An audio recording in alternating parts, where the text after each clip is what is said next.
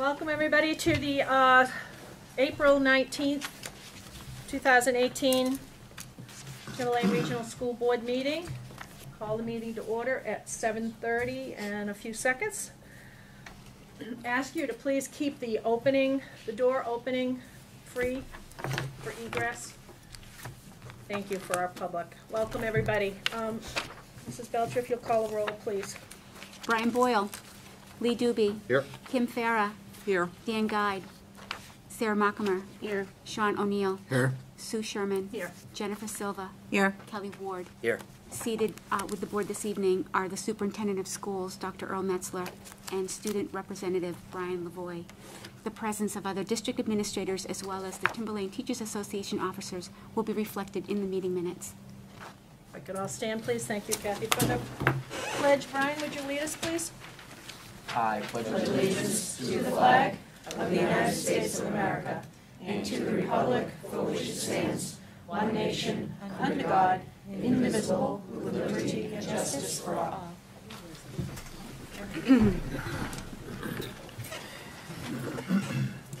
We have a good-sized pile of minutes to go through. I'd like to get those done and then I don't have to worry about those. So we're going to start with, if I can find my own file, the regular board meeting of April 5th. Regular board meeting of April 5th. This is the non-sealed minutes. So we'll give you a chance to look at those if you haven't already. There's quite a bit of information, and then I'll entertain a motion when you're ready.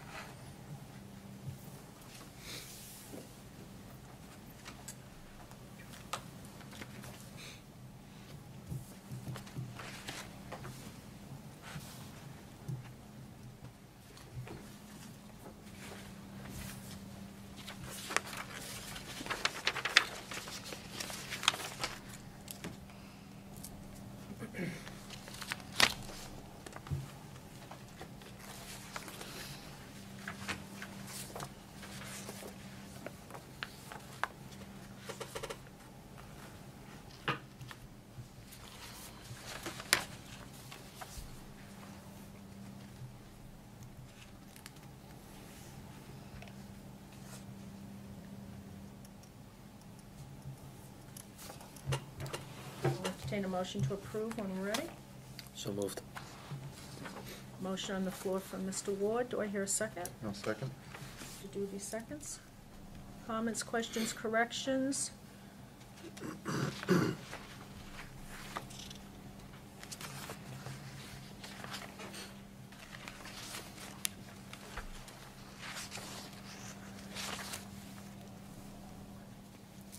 Hearing none, I'm going to call for a vote. All in favor of approving the April 5th minutes? It's unanimous. 7?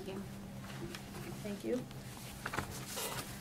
Now we are on to the April 14th public minutes. This is the special board meeting of the 14th. Give you a second to look at those.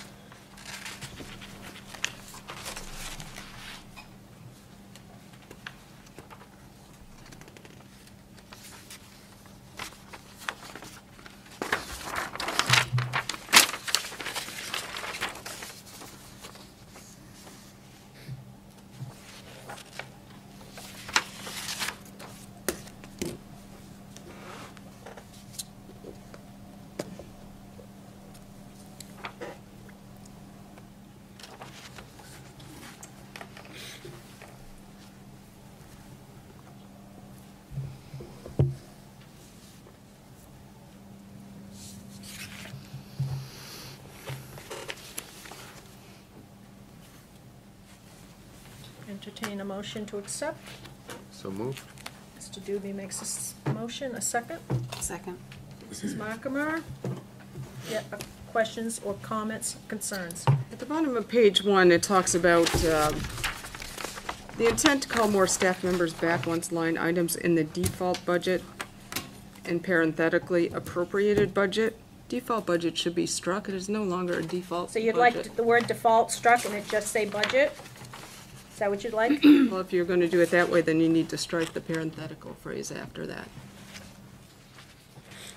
So strike the word default in that whole paragraph, Ms. Kim? Any place it says default? No, the context is important. So tell me where you'd like to strike. I was trying to simplify it. I guess I didn't. Where I just said, the last Okay. line, strike the word default and strike the parenthetical phrase.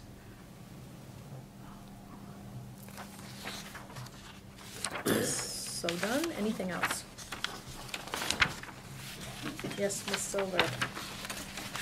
On the top of page 2, Top of page 2. I know there was discussion about eliminating programs. I don't recall board members saying that they would reassign staff. Show me where, right at the top? Yep.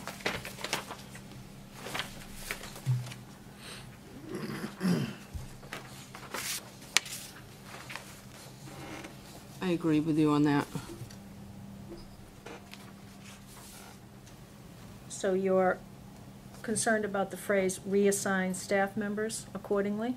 Right. I don't recall anybody saying that that was the board's responsibility. I'm fine with Can we have? I can did we- say that, and it was in reference to basically this board's ability to control the purse of the Yeah, district. you did say that. Yeah.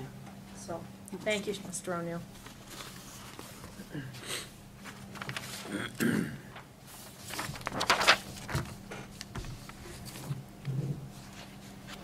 Anything else then?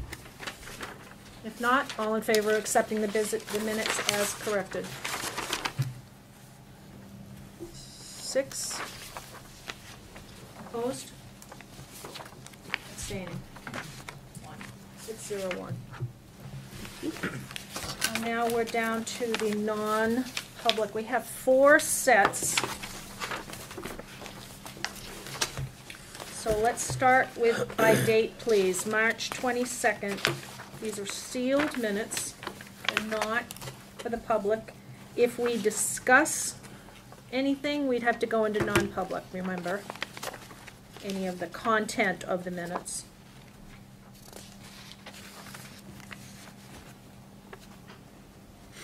So we'll start with that set.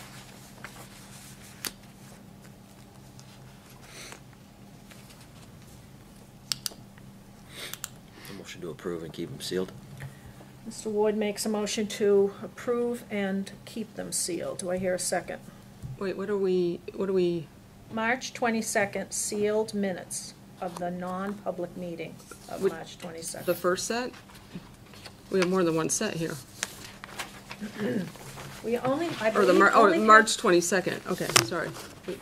So, Sorry, the March March 22nd. there are 4 sets, yes. You have a motion and no second. And do we have a second yet? Oh, I'll second. Thank you. Sarah's motioning, making the second on the motion for Mr. Ward. All right, now, March 22nd. I have it, If it's, I can say it in public. On the second paragraph, the third line, everything after and until the next comma should be struck.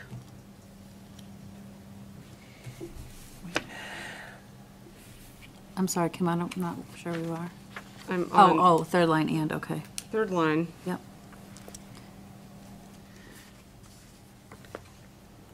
As a suggestion, I would actually like to recommend that in the future that all of our minutes actually have on the left side, actually the line numbers. We've done that in our town, and it actually makes the minutes to approve very easy, because you can go to like line 165. I need to change this word to some other word versus the charades that Dr. Ferris playing. charades? I wouldn't call it charades. Oh, that was supposed to be a joke? Yes. Oh. I thought she was being serious about what she wanted struck. I am being serious about I what know want. she She's is. being serious. I'm being facetious. Ow. Do we have anyone who, How far down are you looking to strike that? She said To to the next to the comma. comma. Oh, okay. from the and to the comma? I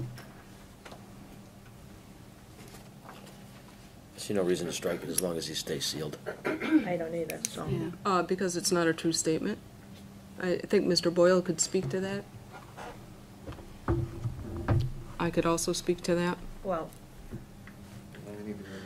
if we need, yeah, we'll need to go into non-public if we're gonna have a debate on what Mr. Boyle said or didn't say, Well- and he's not here. I have a problem with that, I can speak to that then, and it's not a true statement. and I think it was said, so. It might have been said, but that does not necessarily mean it was a true statement. Well, I can It's a say record something of the- doesn't make, This is a record of what was said, Yeah, minutes aren't speculative. not, but it's it's speculation, but you're saying something that Mr. Boyle said, and I'm quite certain he would not have said that. No, that's not what these are not the only things that were quoted by Mr. Boyle. This is just a discussion ensued that included some statements. So what Mr. Boyle said is in the first sentence only, and then after that was the discussion that ensued. Then we need to, then if that is the discussion that ensued, and I think that statement needs to be clearly attributed to somebody, It was a because it is testimony. not a true That first sentence statement. is contributed to Mr. Boyle's testimony of what he was reporting back to the board in that first line before, up into that first comma. The rest is the discussion that ensued amongst the members of the body that were here. right, so. Okay, then what I we would have like is- that statement attributed to somebody, because Well, you it want is- you want it taken out. I want it That- taken out in the So lieu of let's that. deal with that first, and then if you want something attributed, we could come back to that. So are we willing to,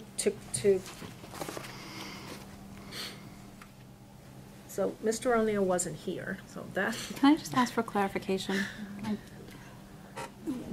Mrs. Belcher, when you were saying the, Sure.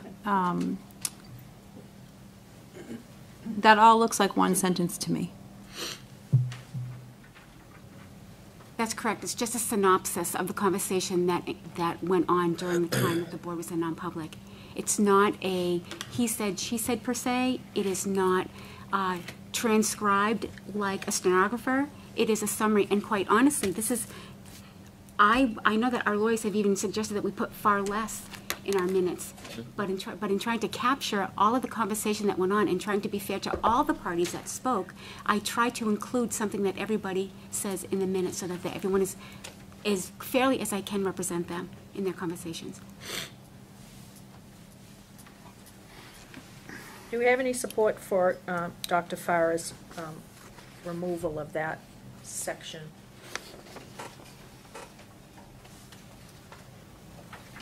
Mrs. Silver, are you supporting that? Well, yes, because if I remember the context in which that was said,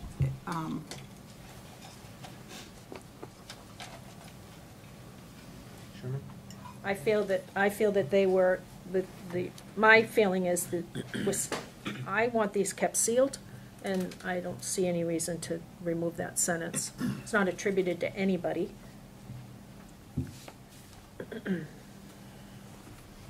So unless there's some support for that, I'm gonna move on.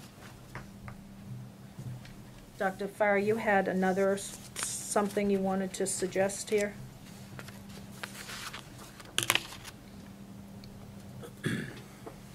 Well, because I don't feel that is an accurate statement, I would like it attributed to somebody.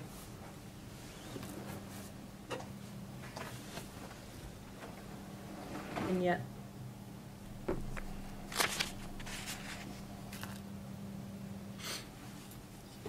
we really should go into non-public if we're gonna start. I'm fine with that. I mean, we can do it later. We can do it at the end of the meeting. Anyone else feel anywhere strongly about this? No. feel strongly that it was said, Yeah. that it needs to stay in here because it was said. I don't think we need to go off into the weeds about putting who said what all through here. I think it makes a tremendous amount of work, and it leaves the minutes too verbose. I don't believe if they were ever to be unsealed that perhaps they would be inappropriate. So. So hearing no other suggestion, I'm going to call for a vote. The motion on the floor is to accept the March 22nd non-public and have them remain sealed. All in favor? 4. Opposed? 2. Abstaining? 1.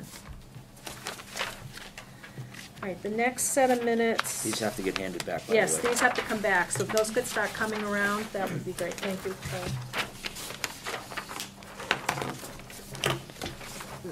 Are you gonna just cut them all at the end? No, I'm gonna, one set at a time, if I could, please.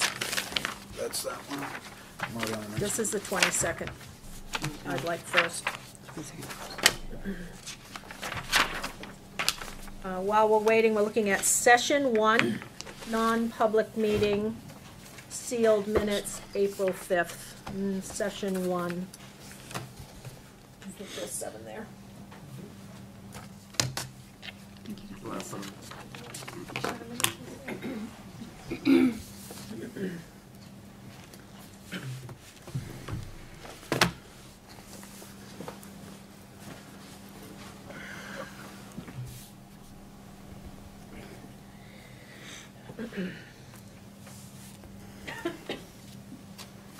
We're on the April 5th. April 5th at 10:39. Brian, April 5th, non-public, session 1 minutes. Thank you. You're welcome, sir. Welcome.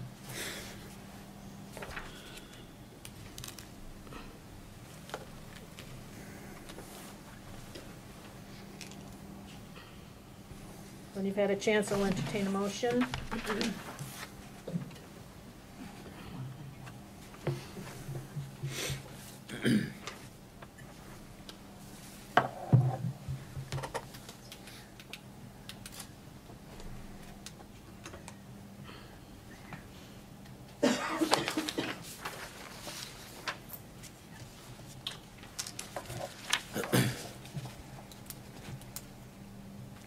I'll make a motion to approve the April 5th, session 1, and keep them sealed. Do I hear a second? I'll second. Sarah's seconding.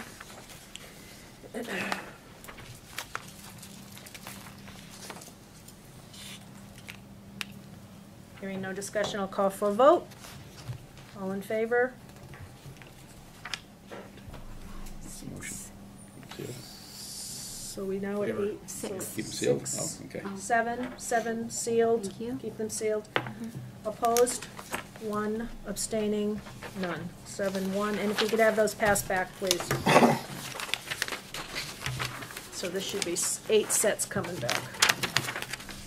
Everything? Just that one. Just the one we just approved. And the one before that, actually. Yeah, I already passed this back. yeah, thank you, thanks. thank you, Jen. Sorry, you missed that one. This is a skill you learned in school, how to pass things around. Session 2, Thank you. April 5th, non-public, sealed minutes.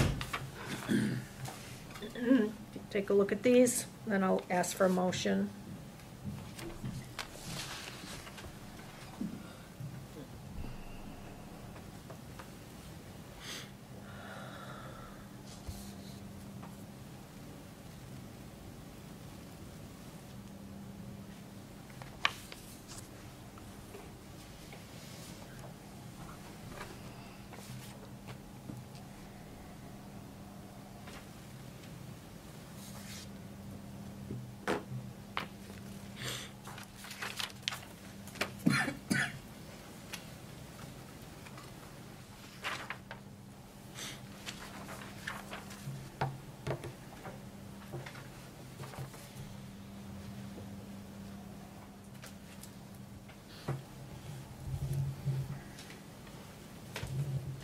Looking for a motion.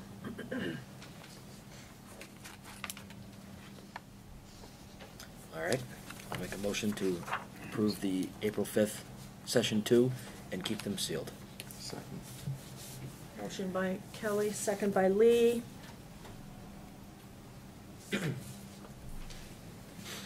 Hearing no discussion, I'll call for a vote. All in favor? 4. Opposed? 4. Motion fails. And there's no abstaining. 4-4.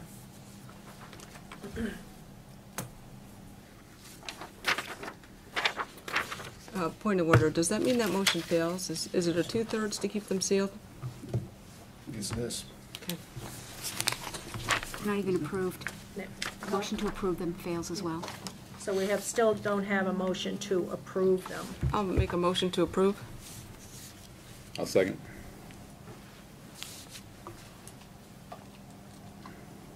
Any discussion? Madam Chair. Just brief discussion. I don't see anything in these minutes that has anyone's name or reputation, so that's my theory. I would agree with that. That's why I didn't approve to sealing them when the vote was taken that day. Call for a vote then, unless there's any other comments. No, I think the information contained in here would clearly lay out information about specific individuals. I don't think it should be unsealed at all.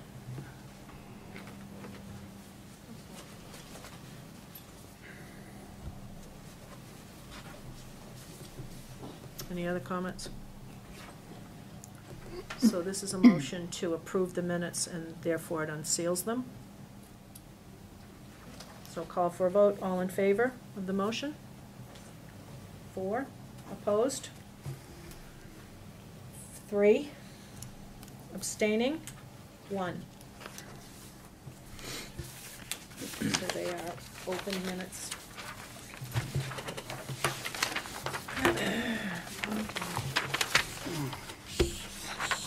Non-public meeting, of the special meeting, April 14th at 8:43 in the morning.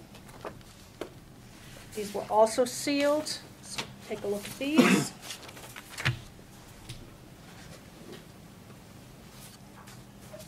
I do have a correction on that. The number 40 should be 37, I believe. No, What's that? 3-1 should be 3-7. No, that's not accurate. 40 and 31 is correct.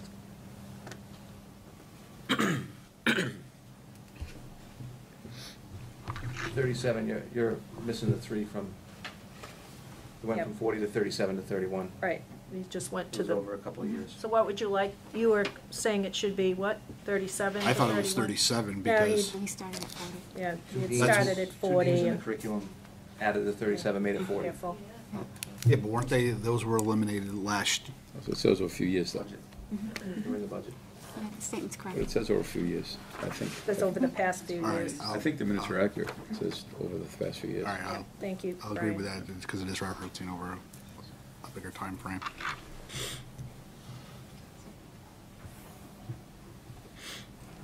Is there a motion to accept? Make a motion to accept and unseal. Hearing a motion to accept and unseal. Do we have a second? I'll second it. Any discussion? I think there's some really, I think there was some really good information, some really good discussion during that non-public, that honestly I think would be important for the public to read.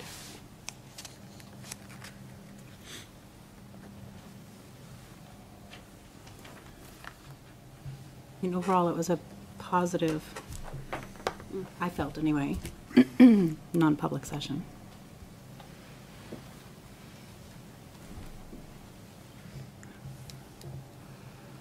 Any other comments? If not, I'm going to call for a vote. Get through these minutes. Okay, the motion is to approve and unseal. All in favor? 1, 2, 3, 4, 5, 6. Opposed? Abstentions. 602. Okay, thank you very much. That takes care of that. We are now on to our student representative. Hello, Brian. Hello. So I have a couple things. We'll start kind of, younger up this time.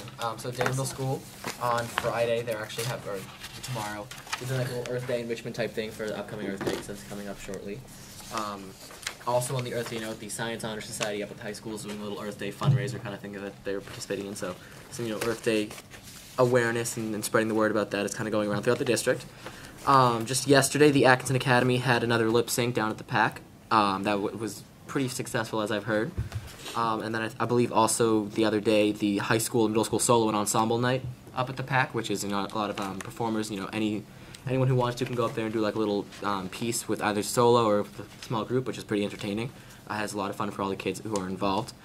Up at the high school, there's a few different things that happened this week that I'm going to try to touch upon. Yesterday, the ROCAP and Honor Society, the History Honor Society, had their World's Fair yesterday. It was very productive. I actually participated in that, being in the Honor Society. It was, I think, overall went very well. We had a couple middle school classes actually come up to the event, which was awesome. The theme was actually languages this year, so every booth was a different language. We all kind of learned a few different phrases in the language we chose, and then kind of spread a little bit of information that way. Coming up April break, the STEAM camp up at the high school for the 4th graders. That's obviously coming up next week, so I know a lot of people are looking forward to that. Tomorrow is actually, we're holding the Day of Silence. I think it's multiple years now. I believe it's like 4 or 5, correct? This is like close to 25. That Timberlane's done it? I just wasn't sure, yeah. One of the oldest GSAs in the Yeah, country. I know that we've been doing it for a long time. And it's actually a day to bring awareness to the LGBT communities. A lot of times they're kind of keep silent because they're afraid of bullying, and to kind of bring awareness to that. Something that we've been doing at school for a long time. Someone who has kind of connection with that, Mr. Richmond over there. Also, this happened a couple weekends ago. The Youth in Government who went down to the State House for the YMCA Youth in Government program. We actually had 2 different students who got some pretty high achievements. Kaya Beckham, a 10th grader, actually was the Senate President up there in an all-female delegation. So Senate President, Speaker of the House, Chief Justice, and Governor were all female for the first time ever, which is really cool. And we actually had 1 member in there, which was awesome. And then another one of the members, Kyle Duffy, another sophomore, was a chair of one of the committees up there. Actually, kind of last minute found out that he was going to be a chair, and actually won an award for best chair at the event. And actually was told by the man who kind of runs the committees and the chair, training and such, that it was actually one of the best chairs he's seen in his 32 years of doing the entire program. So we have some pretty great sophomores coming up in the political spectrum, which I'm really excited about. I'm happy to know them as well. So that is about all I have on here. So thank you guys. Thank you, Brian. Always good to hear from you. Moving on to delegates and individuals. I'm going to remind everybody, the board and the public, about what our policies are regarding this portion of the meeting. Please, we welcome you being here. We're happy, and we encourage you to come and speak on something that you wish us to be informed about. We do have a couple policies, BEA and BEDH, that prescribes how we conduct ourselves. The policy calls for 3 minutes. I'll be lenient about that. It's not a legal forum. It's not to bring complaints about students or employees or personnel or specific individuals or job titles. And the commenters and the comments are expected to be mindful of our student and family privacy rights. We have students in the audience. And I know you will be reminded of that, as well as the board members. We are here to listen to you. We are not here to have a back and forth discussion or to make comment. We will take it under advisement. Your comments will be taken under advisement and acted on at a later date if we so choose. Remember, the policy says that if remarks are obscene or libelous or defamatory or violent in any way, I'm going to consider you out of order. I'll ask you to stop. If you're not going to stop and be respectful, I'm going to terminate your right to speak. I don't want to do that, but I'm going to say this every time. It's what I believe. So, understanding that and understanding our policies, we have some speakers, and I just number them as I'm given them. So we have 4 this evening. So Mrs. Whitman.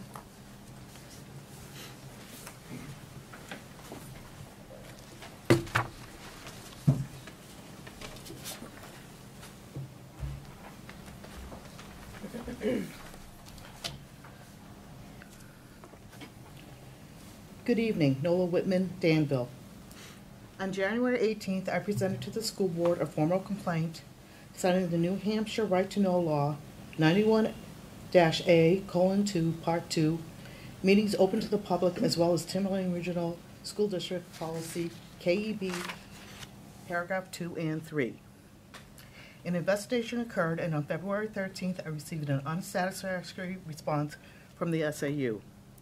So again, following policy, on February 15th, a request was made and granted by the school board to have an executive meeting of the board for a hearing or appeal of the SAU decision. On April 5th, I approached the board again to request an executive meeting and did not hear anything until 5:30 p.m. today. I would like to clarify why I made my request to the board for an appeal. I was told that a decision was made on my complaint by the SAU, and I needed to come into the office to receive my finding. I received a letter with one sentence. My complaint was unsubstantiated. Even though my request was denied, I would like to thank the board for sending a more thorough explanation of the investigation via email. If I had received anything remotely similar from the SAU, I would not have requested an executive hearing. What I received was enough to satisfy my understanding of the events, and I do appreciate your acknowledgement. Thank you for your time. Thank you, Mrs. Whitman. Mr. Hughes.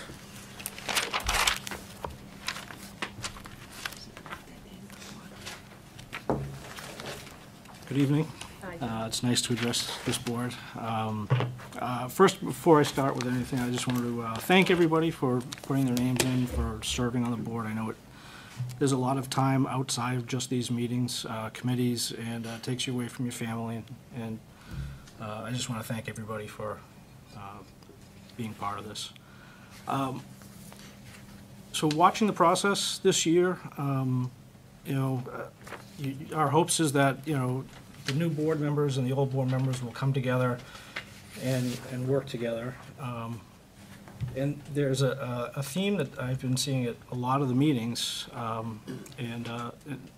so we have police presence at every meeting now. And I have nothing against our law enforcement. I'm fine with them being here.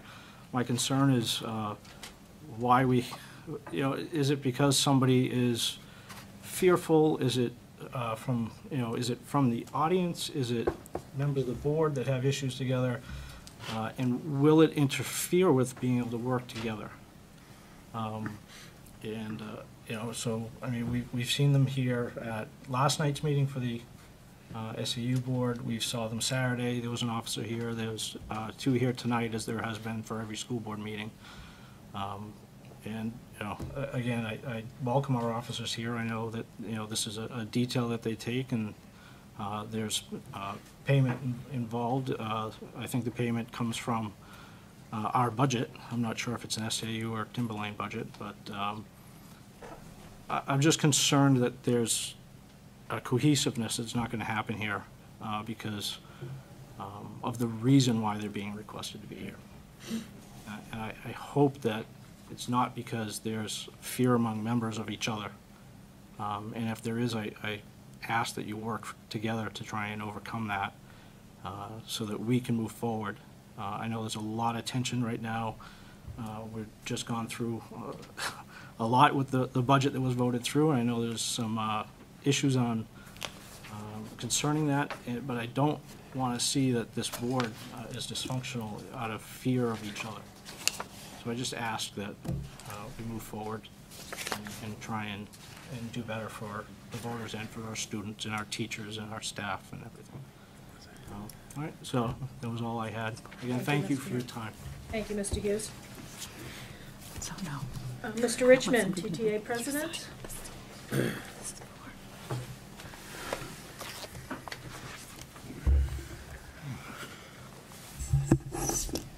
Thank you, Madam Chair.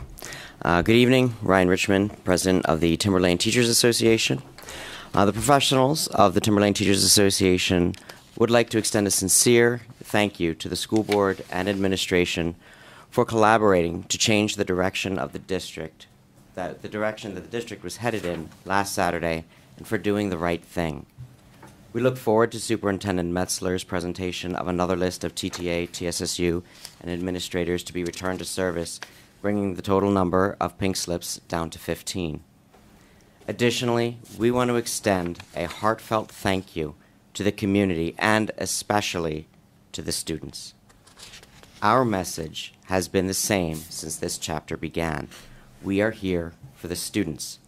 It is inspiring and reassuring that in our hour of greatest need, they had our back too.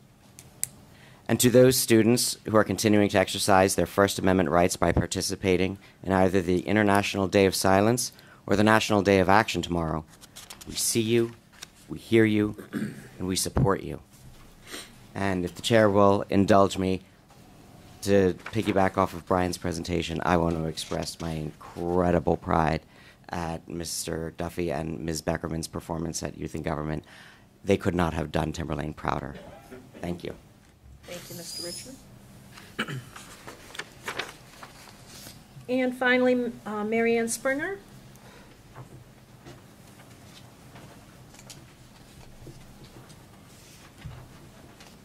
Mary Ann Springer, Danville, parent of 2 Timberlane students. To start, I would like to thank the school board for your dedication to the Timberlane community.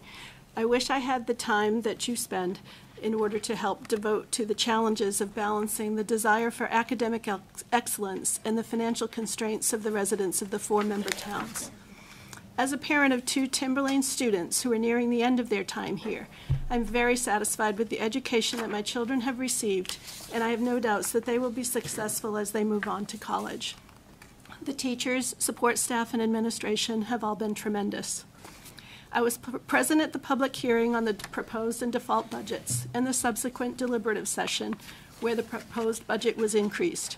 At those meetings, there was no mention of a drastic reduction in staffing if the default budget were to be approved. Like many in the community, I was shocked by the information that lots of teachers and staff were losing their jobs. Subsequently, Dr. Metzler confirmed at the last regular board meeting that 62 staff were not being renewed. I applaud Saturday's unanimous school board decision to drastically reduce this impact to the community. Unfortunately, I fear that the negative impact on morale and confidence among teachers and staff that resulted from the initial potential layoff actions cannot possibly have been completely undone by this act alone. As you discuss the 2018-19 budget update this evening, I would like to bring to your attention one sentence from the superintendent's report in the 2013 annual report. Programs don't teach students, teachers do. The school district must be operated on the budget provided by the voters of the 4-member towns. I count on you, the elected members of our school board, to continue to insist upon multiple options and their impacts, both monetary and programmatic, so that you can make the best short and long-term decisions for the entire school community. One suggestion would be to review the costs and benefits of membership in the SAU, since that budget is developed outside of the district process and appears to be steadily increasing.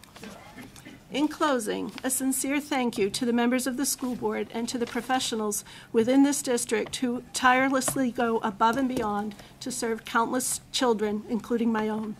I can only hope that the professional staff's dedication to our children carries them through this difficult time, and that we do not lose sight of the value of all the good people who do so much in direct support of our students. Thank you. Thank you, Mrs. Springer.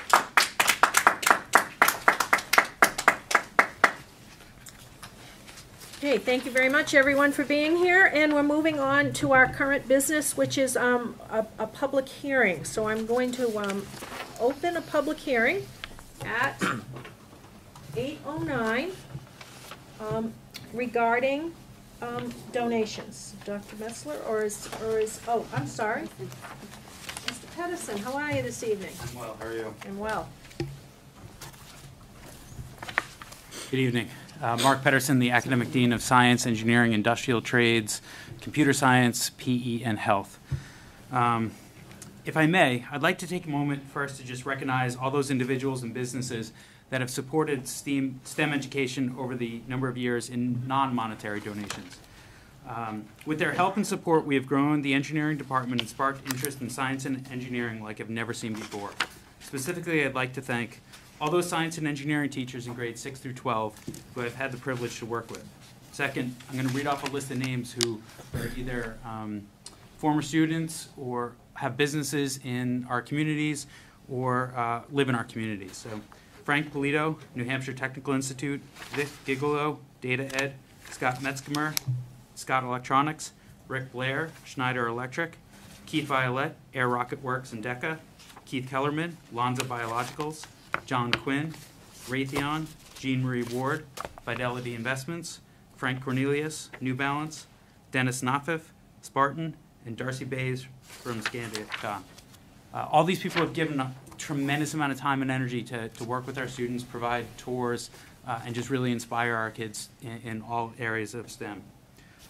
If I can just brag for a moment, some support or some success stories from this are Timberlane entered its first ever science Olympiad last month, competing against 21 other New Hampshire teams.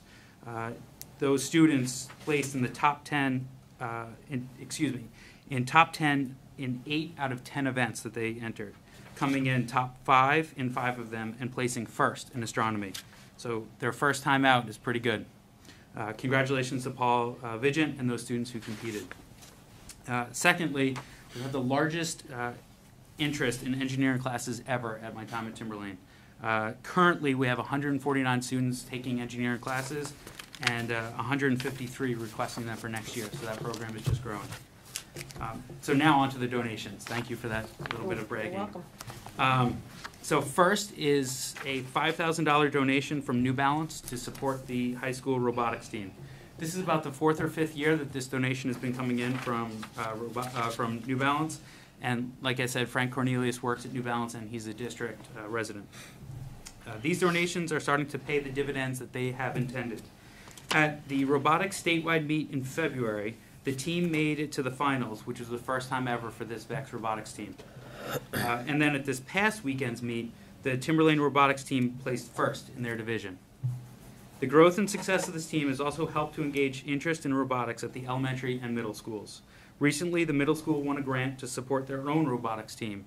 So I can only imagine the great future in robotics that Timberlane has, thanks to those high school coaches, Mark Siniglia, Steve Rugletti, Brooke LaMonica, and the middle school coaches, Erica McCluskey and Dan Walker. So that was that first grant, $5,000 from New Balance for robotics. I don't know if you want to do each grant separate, or I guess that's... I'd like to do them all. If we're all right, can we do them all? Hear them all? Open it for public comment on any and all, and then move on, all right? Thanks, Mark. Thank Keep you. going. The second donation is $525 from Kelly Ward, Ward Fabrication, to support the April Break STEAM Camp for 4th grade students. Students from all 4 elementary schools will be convening at the high school next week to learn science and use the engineering process to design, test, and build some really great projects I've got lined up for them. The intent of this donation, and Kelly, you may correct me if I'm wrong, but the intent of this donation was to pay for the $25 registration fees for all of those students who will be participating. That's correct. So thank you, Kelly. I appreciate that, and to Ward Fabrication. You're welcome. Is that all of them? That's all of them. Wish I had more. More?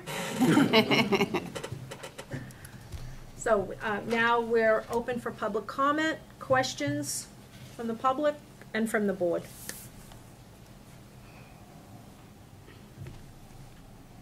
Well, just want to thank Mr. Ward and New Balance for their generosity. We're really fortunate to have people, mention Darcy Bays, who's a Timberlane graduate, brilliant young woman, able to do the things she does. Rick Blair, who was a member of our board. We've got some really good people in this community that want to see great stuff in the realm of what I consider science. Thank you so much. Anybody else? So we have to vote to accept the donations. I'd like to make a motion to accept the gifts and to send both entities a thank you letter on behalf of the board. So the motion is to accept and send thank yous. And send a thank you. Absolutely. Second A motion is made and second by Mr. Doobie. Any other comments or questions?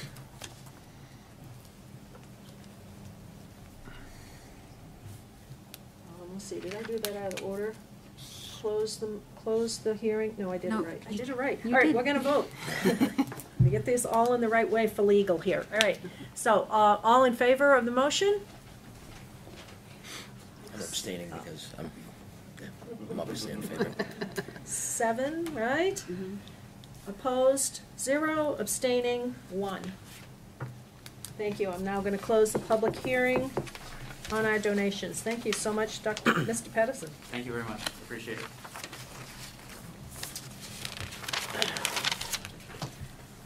The next item on our agenda is Destination Imagination Trip. You should have in your packet, I believe, a little information while the kids are getting set up. Hi, gang. Shows, I wanted you to see some of the funding history. So there's a chart that I had made that shows school year going all the way down to 2004, which is quite a bit of time ago. I didn't go further than 2004, but there's history beyond that. I thought it showed some trending there. Also included some information in our, I put a set of minutes in there that showed. You only have the minutes in the last page. Oh, they just have the history. They just have the history. I have some minutes that I had Kathy put together for me as well that showed what we did in 2015. I think I was on the board, and I think Kelly was on the board at that time, where we had a presentation. So, hi. So I want you to introduce yourselves. Welcome. Tell us about your Destination Imagination team. First of all, thank you very much for having us here. My name is Paul Proctor. I was the coach and the parent. But I thank you very much for allowing us to come to the board meeting, especially to come tonight. I know that you made some special accommodations, so I appreciate that.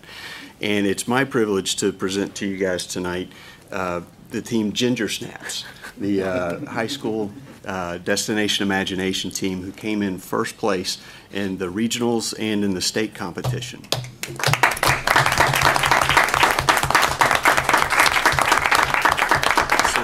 They competed in the improv event, and they've been invited to take place or to compete at the global finals in Knoxville, Tennessee, which is part of the reason that we're here.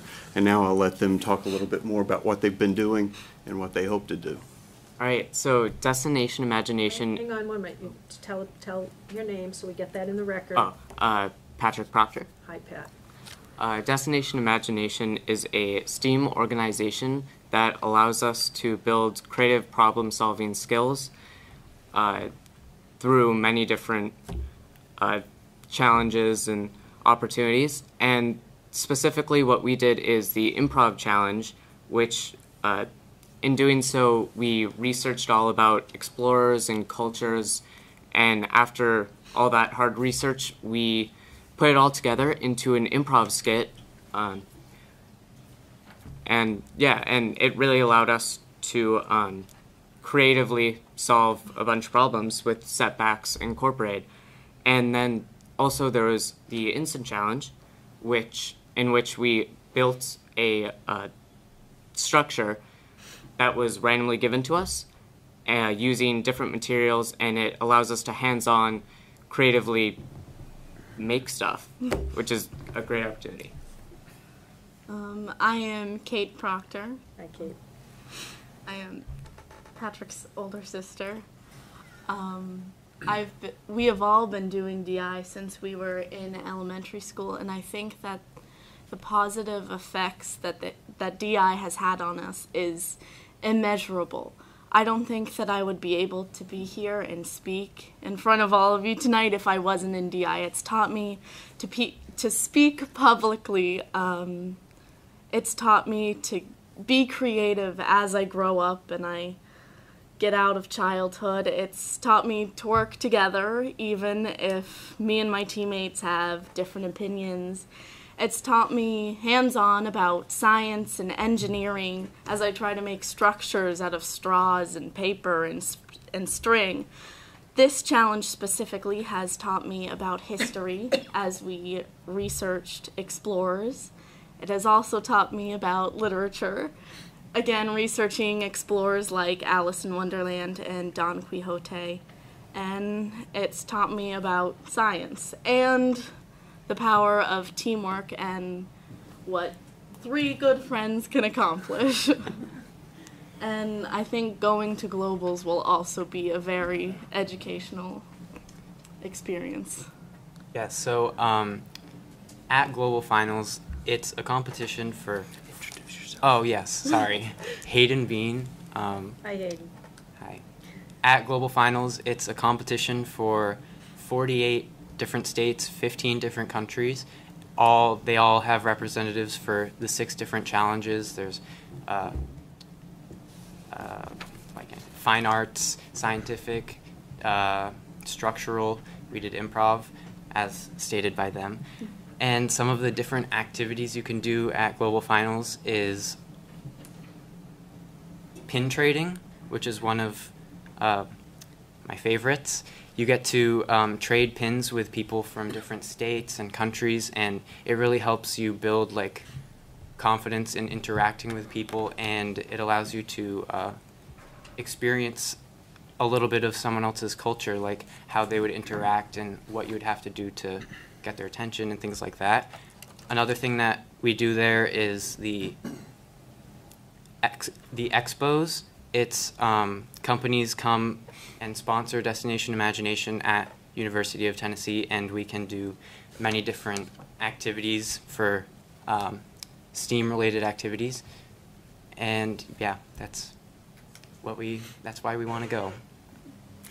So again, thank you for letting us come here and present and brag a little bit about what we've accomplished, but there are also a couple of requests that we have. First is just to help me congratulate the team for the success that they've had, but we also need your permission to take them to Tennessee to miss 4 days of school so that they can make the trip down there. And the second request that we have is to help us with the finances. It is extremely expensive, and you know, we're hoping that you can help us and support us by covering the registration fees, and we're going to handle all the travel and all the extra expenses that are involved. And the kids are doing that by raising funds. They've been working very, very hard raising funds. They've been to craft shows. They've been to bowling alleys, selling raffle tickets for Red Sox, and even in the regional meet, thanks to Christine Collins and some other people who helped volunteer and arrange things, we helped to sell hot dogs at the regional meet, as well as some other food. So working really hard to raise money every way that we can, but we know that we're going to fall short, and what our real true hope is that we're going to raise enough to be able to contribute back to a fund for the school, so that future teams can also have some funds and have some help before they go. Oh. Oh. It's all right. It's all right, Kate. See, yeah. No. Excellent job, Kate. Dean?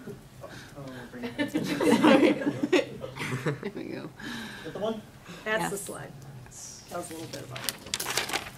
So thank you very much for allowing us to come and be here, and we would like to formally make the request for the time off and the permission to take the kids to the school to Tennessee, and for the funds. So I did want to share them. Thank you, Ms. Pryor. Did want from 2015. I'm going to read them. DI coach Paul Proctor reported that the middle school Destination Imagination team, the Three Amigos, advanced to the 2015 Global Finals, which would be held in Tennessee. Team requested permission to travel and be excused from school for 4 days, and they also requested financial support from the school board. So this is not something, and it's some of the same amigos, which I'm very excited about. What grade are you guys in now? Me and Hayden are sophomores, and Kate is a senior. I'm a senior. I remember Patrick very well because he had this huge sombrero on. Right? And I'm into middle school, and you were doing some of your things. So, questions, and then I'll hope for a motion to give them permission, and then we can talk about finances, or we can talk about it all at once if you wish. Lee? Congratulations. Thank you. 3 questions for you. So, how many people are going on the trip, and how many are chaperones? And how much have you raised in funds? Well, I think there's about, isn't it like over 1,500 teams competing, which isn't, there's 7 people allowed to a team, so it might be, it's definitely more people than 1,500. What? How many For have you- us. From our team. Yeah, your team. How many? Oh, have I going? thought you meant, yeah. Just 3. I did, but that was good information. Yeah, sending 1,000. No, It's just us 3 teammates and And me and 1 other chaperone. So 2 adult chaperones, 3 amigos. No, what are you, ginger snaps? Yes. Yeah. I'm not an amigo. You weren't, but these 2 were the amigos. The boys, I know they were. I remember. They're just taller now. So, is that? Did you have another? And how much have you raised in funds? Oh, I'm sorry. To be honest, I'm not exactly sure what the number is right now. I know that our GoFundMe has raised about $500. The school has helped out quite a bit. The milkmen raised some funds, and the English Honor Society decided to donate those funds to us, which I think was about $600. And unfortunately, many of our fundraisers, such as the craft fair and so forth, have not been stellar performers. That's hard. Yeah.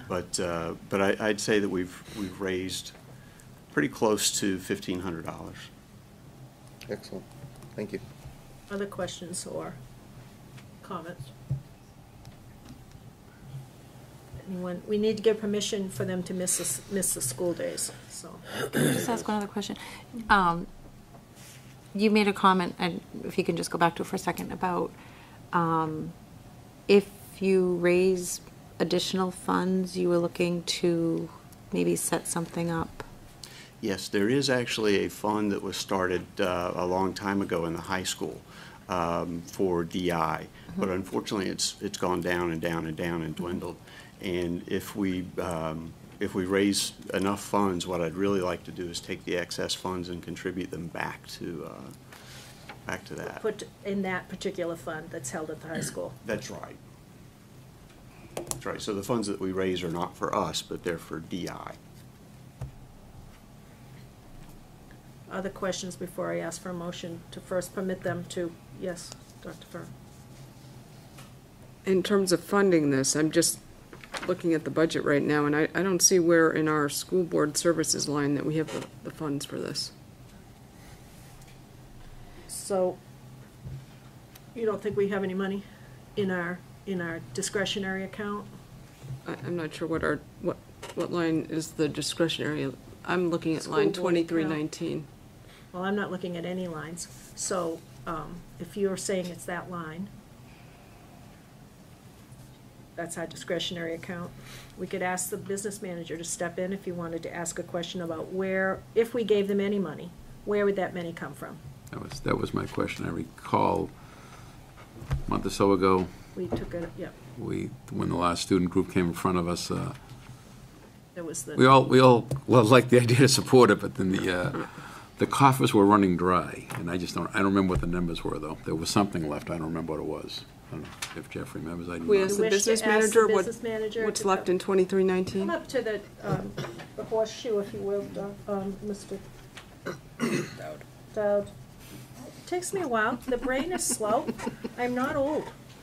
I'm experienced.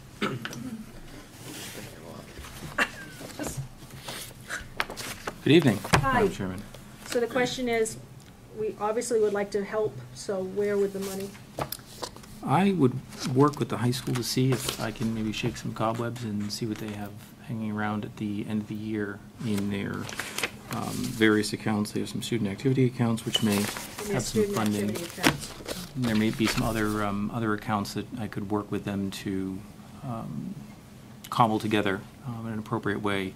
If the request is $3,500, I could definitely see. They're hoping for about 3,500. They asked for 4,000 3 years ago, which we gave them. Mm-hmm. There would not be one line that I would be able to draw that A from. little bit here and a little bit Correct. there. As we're approaching the end of the year, to good time for the high school to review what they have left and what they may be able to offer for such a noteworthy and noble Nothing in effort. the minutes reflect from 2015 where the money was taken. I don't recall what line specifically they took. I do believe we got the same answer. I think we got the could same find it. answer. We'll find a little here and we'll find a little there, and a little from the high school, and a little from what we've got in our few board funds that we have. This wouldn't be from board funds. No. Dr. Farrar? Could you let me know, what do we have left in that 2319 line? Your discretionary account is probably in the negative, looking at the encumbrance side of it at this point. Had an unusual number of retirements this year as well. So we've opened up another purchase order against that. From a function line, however, your balance is about 2,336. That's what I had as of the end of March. I didn't know if there were anything else encumbered against that line. There's a little bit, you have some other encumbrances that would probably be relieved at some point. So 2,300 is about right. Well, let's start with giving them permission to go. That's how I tried to start the conversation. So can I get a motion to give them permission to miss those days of school? I'll make that motion. Mr. Ward, and a second from? A second. Sarah. Any discussion on that part? All in favor of the motion? That's unanimous. Get that part done. All right, now, anyone want to suggest a donation of funds? I'll make a motion to, if they're looking for 3,500, I'll make a motion to fund the 3,500 and direct the administration to find the money. I'm being optimistic in about 4 or 5 agenda items from now that we'll be able to find something along those lines with some kind of an update. I'll second that. So it'll be coming out of the 17-18 monies. This year, yeah. Yeah. Sure. You understand the motion, Kathy? You got the motion? Yeah, the motion was to fund the 3,500 and direct the administration to find money in other accounts. A second? Kim did. Kim. Oh, I'm sorry, Kim. I'm sorry. Now, Mr. O'Neill. What I would suggest is that the business administration actually fund this out of this account, the special that Dr. Farrar pointed out, and actually have it reflect the negative balance, so that when you're looking at this from a historical, you could look at it and say, it's been underfunded, that we might want to move some money around in a different. It keeps the history of this line item. And yes, Kim. I think to that point, part of the reason, but we have to. You just came on the board, so we've been funding students out of this line for this year, and we had a previous discussion about upping that student funding into another place in the budget, because it really shouldn't come out. But I agree with your point. We shouldn't be pulling money out of others. We need to be reflective of what this line is actually doing, so we can budget appropriately moving forward. Madam Chair. Yes. Question from Jeff.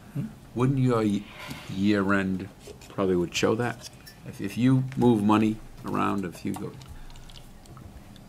wouldn't you have some kind of accounting entry at the year end that would show money expended, student activities?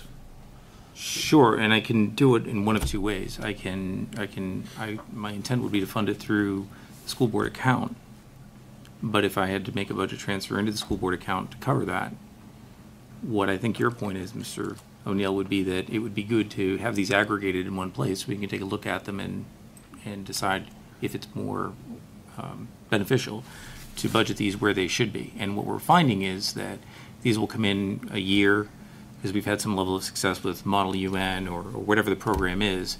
1 year, not really certain. Then it happens again, right? And so at some point it becomes an ongoing, not ongoing, but an anticipated expense. So we would move it out of that board discretionary account and budget for it appropriately. And I believe that we're in almost a 3-year trap with that, because the first year they're into it, we're into that, someone qualifies for Model UN or whatever it is. The next year, that budget may have already been put together the first time they're going on the trip, and then you're still not quite certain. And then the third year, they'll go and it hadn't been budgeted for. So at some point, 3 years in a row here, let's work it into the budget, right? So I think that's your point. So you can do one of two things: either find the money elsewhere, transfer it in. We still have a record that it was spent out of that account, right? So whether the budget shows as being over, the expenditure is still going to show as being over. Right. Okay, clear on that. All right, can we move the question? All in favor of the motion for Mr. Boyle? Unanimous? Best of luck, have a great trip, come back safe. Anytime you want to bring some barrels back and do a skit. Got this big open pit here, we could do a skit for you. Thank you. Have a great time. Thank you very much. Good luck. Thank you Good so luck. much. Well, Yeah, we just.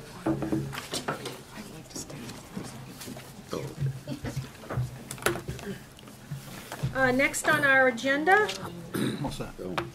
changing seats here, is the food service agreement review and renewal. There is a PowerPoint in your packet, I believe, and then the, I had included the contract for you. And we have Right.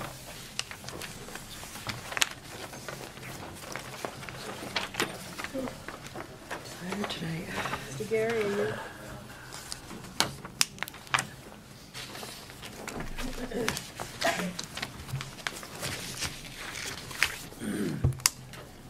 are you looking for tonight? Thank you for having So, me, hi. Madam Chair. Yes. Tom Geary, Business Operations Coordinator, SAU 55. I'm John Frediello, the Food Service Director. And I'm coming before you tonight to present the 2018-2019 extension for the food service contract for the district. We come to you tonight to meet a USDA regulation where the school board does have to approve it. So it's just annual business. We'll be here the same time next year, year after that, and year after that. This will be the first extension out of a 5-year agreement. So last year, we put it out to a competitive bid, and this is the first chance to re-up that agreement. So to give you a little background, Whitson's has been our food service provider for 6 years. As I said, we're currently operating in the first year of the 5-year agreement, and this is the first annual renewal of 4 renewals under that agreement. So I wanted to, in basic terms, this isn't a huge profit-making operation, okay? At best, we are a little over break-even status with our program, when all is said. This is quoted directly from the contract, page 15, you can see. So what I wanted to touch upon was the good collaboration that the district has with Whitson's. Part of that collaboration is we have the Superintendent's Food Service Advisory Committee, comprised of staff, food service staff, administration, and the building's community members. Same thing with the Wellness Committee. We do have frequent meetings between all administration, whether it's school administration, district administration, and the food service provider. Some of the results from that collaboration is safety and training. So we do log it centrally, so we get to see, make sure that everybody's checking the boxes on their certifications, whether it be ServSafe or other food safety items. Regular kitchen inspections, with the towns, the state, and we've even recently just had our state/federal food service program audit, which I can report back. We haven't received the final letter, but we did very well on that audit. We run a really good program. And I can say, I'd ask you all to find a piece of wood by you. We've had 0 workplace accidents this year in our kitchens, so there we go. All right, thank you. More results. It was one of the superintendent's goals this year to expand some of the menu choices. So I can have John speak to some of those. Sure. Some of the stuff that we changed and added, we bought a salad bar for the middle school, so now they can make their own salads, or they can get a salad made themselves for a side dish with any meal. We've gotten a bunch of waffle makers, so now we do fresh waffles at the elementaries once a week, the high school a few times a week. Even at the high school, when we do chicken and waffles, we make them fresh, which is kind of crazy doing 200 waffles in a day, but we try stuff. That's our new salad bar. Where's that?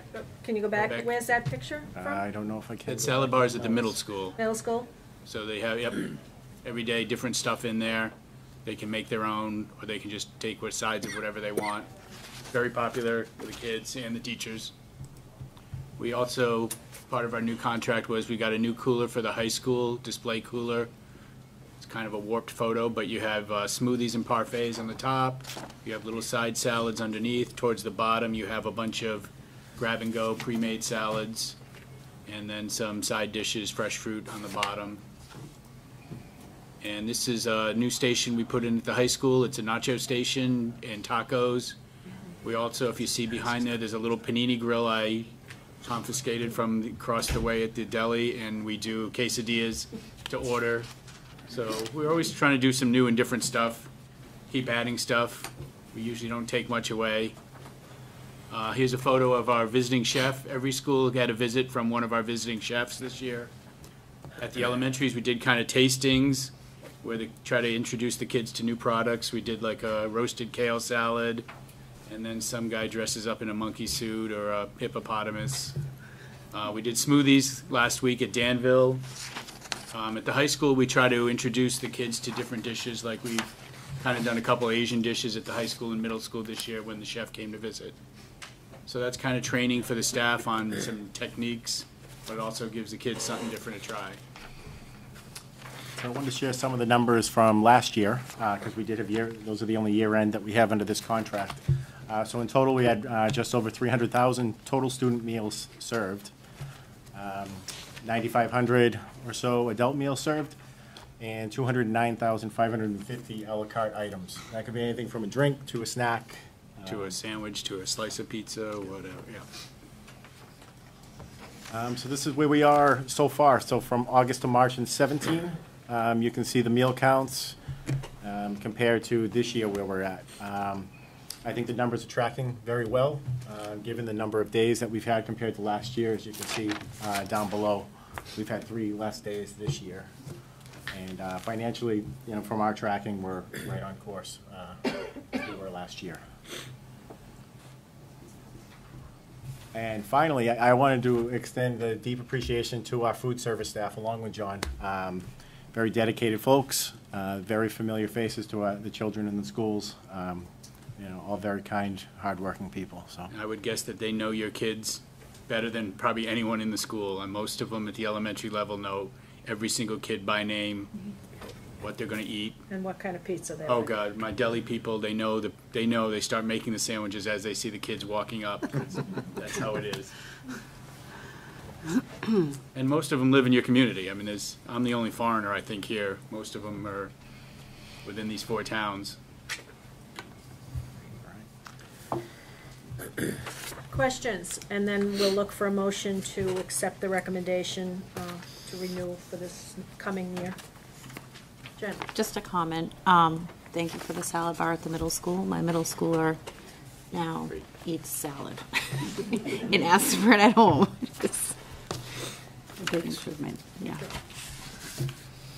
Comment as well. Yes. My son is a junior and he loves the wrap bar. That's where he goes every day. Oh yeah. Every single day, he knows exactly what he wants. He probably is on a first name BFF status with the guy I bet behind the Karen counter. knows exactly what.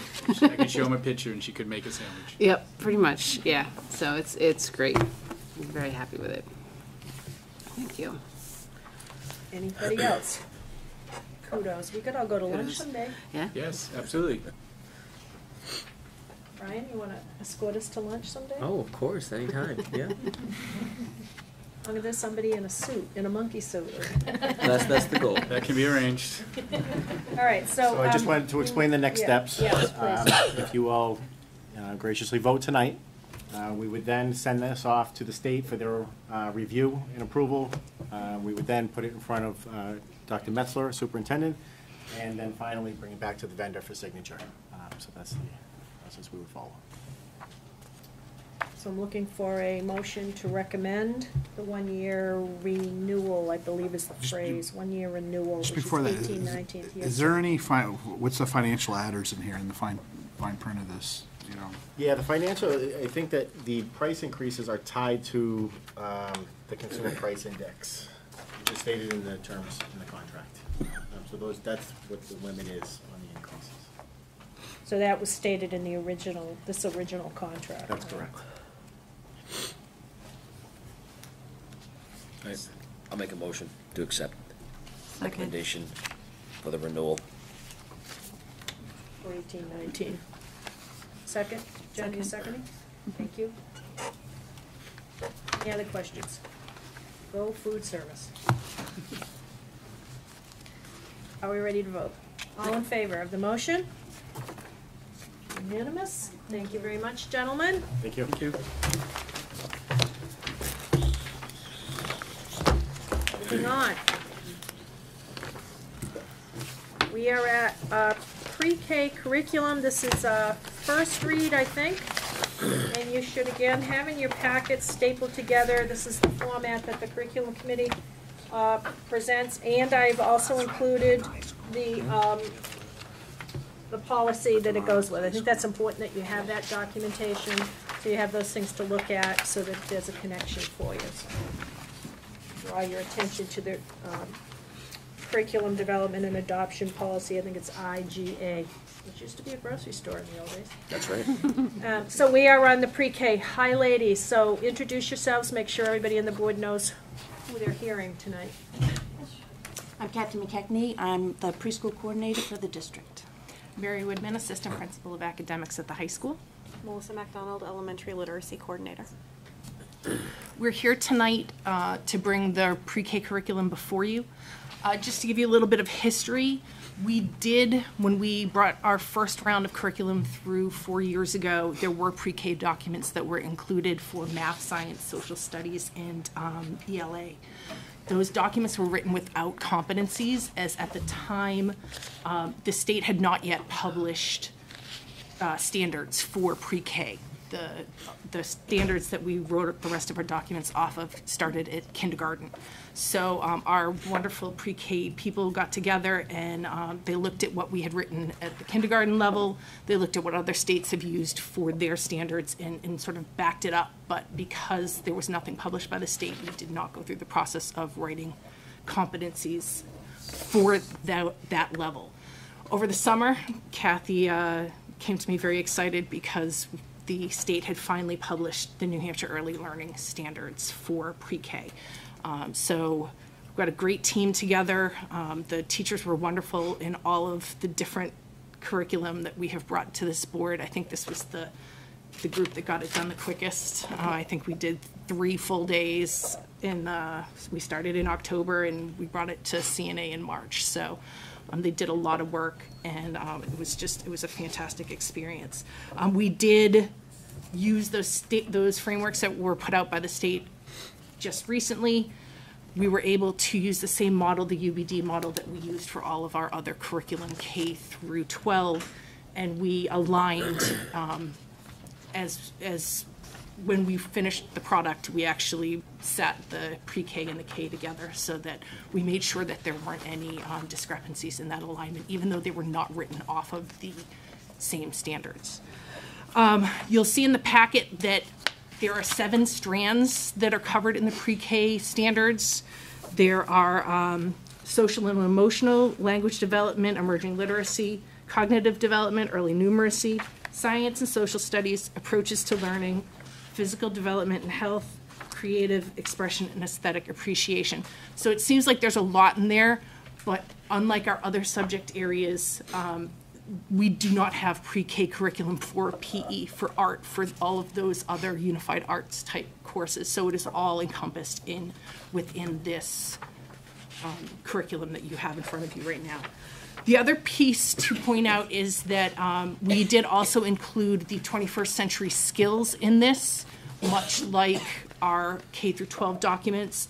They are not written off of the same document from P21, but P21 publishes an early learning frameworks for 21st century skills, which covers similar things. They're just age appropriate, communication, collaboration, things of that nature.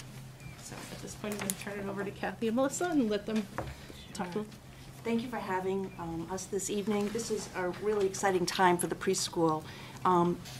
Coming together with the staff that are experts in early childhood and special education, and then with the expertise of the curriculum design and literacy of Mary and Melissa, we're really proud of the documents that you have in front of you. It's very comprehensive, it's very developmentally appropriate for 3- and 4-year-olds, and it's providing all of our preschool students with their core instruction, giving the teachers some really nice guidance into the areas that we want to be targeting. Again, and mentioning how well aligned it is with the kindergarten, so that we're doing a lot of pre-teach to get the students ready in terms of vocabulary and instructional practices for kindergarten and moving forward. In terms of where we're at with Timberlane and having these preschool standards and including competencies, we really are blazing the path here for early childhood and preschool within the state. So the Timberlane program for preschoolers is very well known throughout the state. We have visitors that are coming to look at our exemplary practices, and so this is really exciting to have this document. We, as I said, have been working very closely in terms of even the social emotional pieces, and we continue to do that, and you'll see that embedded within this curriculum, as well as the literacy, the math, and the other areas that were already spoken about. So we're really thrilled, and it's giving us a really great place to be really focusing in on our students and having some real consistency across practices, across the district, and some really nice areas for data collection and progress monitoring. What's exciting about this is that we have 4 new preschool teachers this year. So they came together as half of a new team, all having different backgrounds to bring to the table. And they worked seamlessly together. The conversations they were having, the questions they were asking each other, and the thoughts they were bouncing off of each other were very exciting to hear. So the fact that they were a part of this and blazing this trail with us all together is monumental and very exciting. They've already started thinking about new ways of going about instruction in their classroom and what they can do to tie all of this in to help the students prepare for following years in the district. So at this point, this is here for a first read. If you have any questions, we're happy to answer. So you can see how big this packet is, how much time it took. So I think the curriculum committee finally approved this in March. Is that what we're trying to remind? This is, if you've ever done anything like this, is a huge amount of work. I'm really proud of what they did. And they were really ahead of what New Hampshire had ready. They were waiting for New Hampshire to come out with these standards. So it's a good packet. Kim, you had a hand up. I'm sorry. Are we teaching Spanish in pre-K? The 4-year-olds have a small opportunity within their week to have Spanish within the classroom. So what happens if they're not in our pre-K and then they go into kindergarten or first grade and they don't have that experience? If they aren't in, as in our Timberlane pre-Ks? Correct. Then they are not having an opportunity for that Spanish. I'm not sure what So then they're just having to review. Everybody starts at the same place, even though we're having them do it in pre-K. The pre-K is really just an exposure. It's maybe accounting and colors and some songs. So the instruction is really just exposing them to it. Okay, so is the pre-K teacher that does that?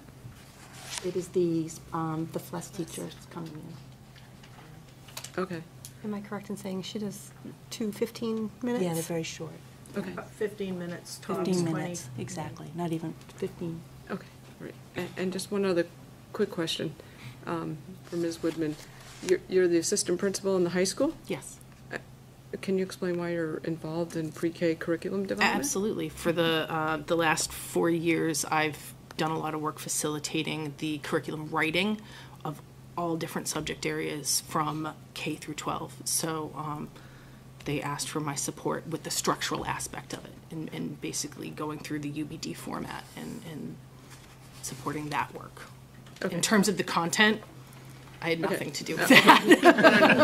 Not the content, but the structure. Yes, the structure. UBD, absolutely. The structure, understanding how to write competencies, how to take those standards and translate them into skill statements that teachers and students would be able to work off of. And we're all set with that in the high school? Everybody's knows how to do this in the high school? We've done this work already at the high school Okay, so level. this is all done in the high school and the middle school? Correct. The It elementary actually had school- been done K through 12 in all of the hadn't other been done subject at areas. pre-K. Yeah, correct. Are you all set, Dr. Farr? Jen? Yep, I was just wondering what our pre-K enrollments look like at this point. Enrollments, are you able to speak to that? Sure. We are currently, across the entire district, probably about 145 students. Across the district, 145 Correct. approximately. Approximately. Does that ebb and flow, that number? Most definitely. So it's certainly going to depend on our students who require special education services, and then we work hard to ensure we have enrollment of typically developing peers so that we can create those early learning environments for our programs. So how many pre-K classes do we have in each building, do you know? So at the Sandown Central location, we have 4 classrooms. They're morning and afternoon sessions. And at 3 of the other elementaries, Danville, Atkinson, and Pollard School, they have a half-day morning program. And that would be only 4-year-olds at the other elementaries. At the Sandown Central location, we have all of the district 3-year-olds. 3 and 4-year-olds? Correct. Sandown 4-year-olds? Correct. Yes, all the 3s. We also, though, we do have 4-year-olds that are coming from other of the towns at the Sandown Central location. Do we have an opportunity to add more pre-K classes in the other buildings? That's beyond my scope of being Yeah, able to If you determine. wanted that question answered, we need to give them some time to research it. Wouldn't be Kathy's. Well, we could ask that if you want to research that. So what your question is, adding more at the. Yeah, well, I feel like in my town anyway, it's, you know, people talk a lot about it. I know that they've been very pleased with it. My daughter was one of the first to go through when pre-K first came. And I think at that time we had more than one class.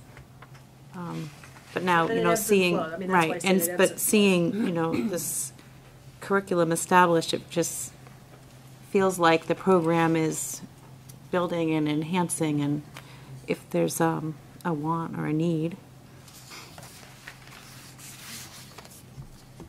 Board would like to have that question answered, we can get that answered, come back with that. Anything else? Then I'm looking for a motion to accept for first read. It gives you a chance, that's the process we use. You can take this packet home, read through it, if you get a specific question about one of the topics, like science, for example. You could come back and ask, and they might be able to flush it out a little bit for you. And then then we do a second read, approve the second read, then they're on their way. So I need a motion to approve, accept for first read. I'll make that motion. Second? I'll second it. I'm going to give the second to Kelly. Any other questions or concerns? If not, I'll call for a vote. All in favor of the motion? Yes, it looks unanimous. Thank you very much. Thank you. Thank you very much. Thank you. Thank you.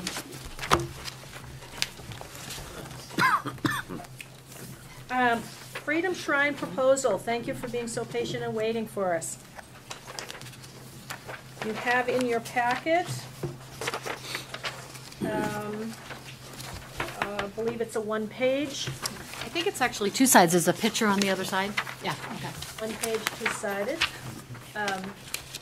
with the information. Welcome. Please introduce yourself, Michelle. You're going to get us started here, please. Hello, everybody. Michelle Ogier, principal at Pollard School. Hi, I'm Diane Cafiso. I'm secretary for the Plastow Exchange Club. And I'm Sam Cafiso, president of the Plastow Exchange Club. Welcome. Thank you you. for being with us tonight.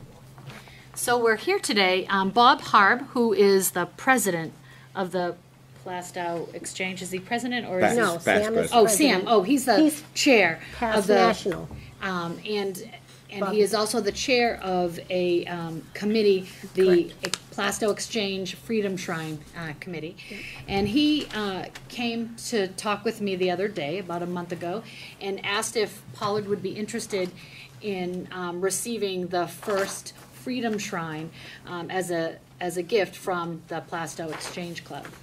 And if you are familiar at all with the Freedom Train, it's a large amount, about 20 pieces of documents from the United States, and there's a list in there just for a few for the public. The Bill of Rights, there's a copy of the Bill of Rights, the Star-Spangled Banner, Declaration of Independence, a copy of the Constitution. There's many important documents, and we would have copies. This would be a permanent shrine, and what we believe we will be doing is putting it in our cafeteria. Because we are the voting station for Plastow, I want Plastow residents to be able to see that. So having it in our cafeteria during non-school hours, they would be able to get to that pretty quickly, as well as the students being able to see it throughout lunch, and teachers being able to use that as a teaching area as well. So there'll be a large area. In the halls, there's not a lot of space. So that's what we're hoping to do. This is the first, and so I don't know, Sam, if you wanted to talk about, plans for the future. Well, depending upon requests, we would be looking also to put the Freedom Shrine in the high school also at another given time. The Freedom Shrines from Exchange throughout the country, they're all over. There's just thousands and thousands of them in all different communities. They represent the National Club, which is about 35,000 members. And for you who do not know what Exchange is, because everybody says, ask me, that's the big question, what is Exchange? Well, the Exchange Club was formed 100 years ago in Detroit. And it is, I tell everybody, it's easy. It's like the National Club is not international. Exchange is strictly national. It's only for the United States, like Kiwanis, Rotary, all the other groups that come forth in this country are international. Exchange is the only one that is national. And we have installed these. They're in Haverhill, because there's an Exchange Club in Haverhill, Lawrence, all over. Northern Essex, we put one in. Northern Essex Community College, we put them in. And we would like to put one at Pollard, because we've done a lot with Pollard. We've done a lot of programs of service with Pollard. And if it's enjoyed in Pollard, we would eventually like to put it in the high school. Well, this is a wonderful donation. You're funding it all. Yes, it's all paid. It costs to get the Freedom Shrine and get it installed and everything. It's about $1,000. I think putting it in the CAF or in the voting area where Plastow votes would be great, and it's a large enough space so you could bring a class down and see these documents as if you were really seeing them and almost make believe you were there. So I think it's great to have these kind of documents. This is a great donation. Questions from the group? I've seen them before, and it's like on the picture, the it's painting. displayed over a big mural. Yeah. So does your group do the mural as well, the artwork? Well, we can do that, whether they wish to have them installed by the people at school, or if you want us to install them, we have professional people that do that. Okay. Thank you. Very, very generous. I know there are what I always call the flag giver outers. Yes, at Memorial Day right. And on at the parade, Old Home Day. We go out and parade and hand out the right. flags. Wonderful of you guys to do that. It's a great organization. So we thank you for the gift, and we hope you can do one for the high school. I think it'd be great up there as well. So we need to accept the donation and accept the project and wish you well. And so I'm looking for a motion to accept the gift. Make that motion. I think we already made the motion. Huh? Do we already make the motion? Oh. I'll make the motion to accept All the right, gift. thank you, Mrs. Silver. I'm going to accept it from Mrs. Silver, and a second, please. Mr. O'Neill, you're seconding? Thank you so much. Any other questions or comments? I have a comment. Yes, ma'am. I'm going to brag that I'm the proud grandmother of a product of the Timberlane school system. He started at the Pollard, and in May he will graduate as mechanical engineer from UNH. Excellent. I'm very proud, and the school system did a great job Thank getting you. him there. Thank you. We're proud of that, too. Yeah. Yeah, and he's a native of Plastow. Unlike me, I'm an import, but he's a native. Well, if you've been here 50 years, Mr. Cafiso, we could call you a native, but, you know. All right, thank you. I'll call for a vote then. All in favor? Looks like unanimous. Thank you so much for coming in, and thank you for the kind gift. Our pleasure.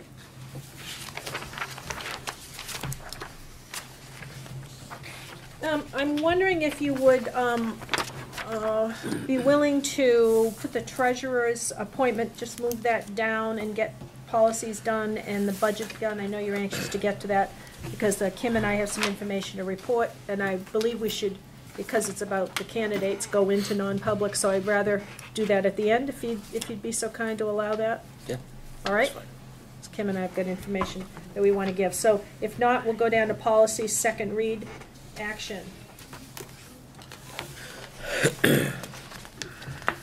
So it looks like what we have here is a second read of policies that we saw in first read a couple weeks back, I believe. So DKA, which is payroll procedures. This was second read or first read? Second read, I'm sorry. And public gifts and donations. The hazing and the reporting child abuse. So do you want to take one at a time, take them all as a group? Take them as a group. I had a question about one. Yeah, we've had these, so yes, go.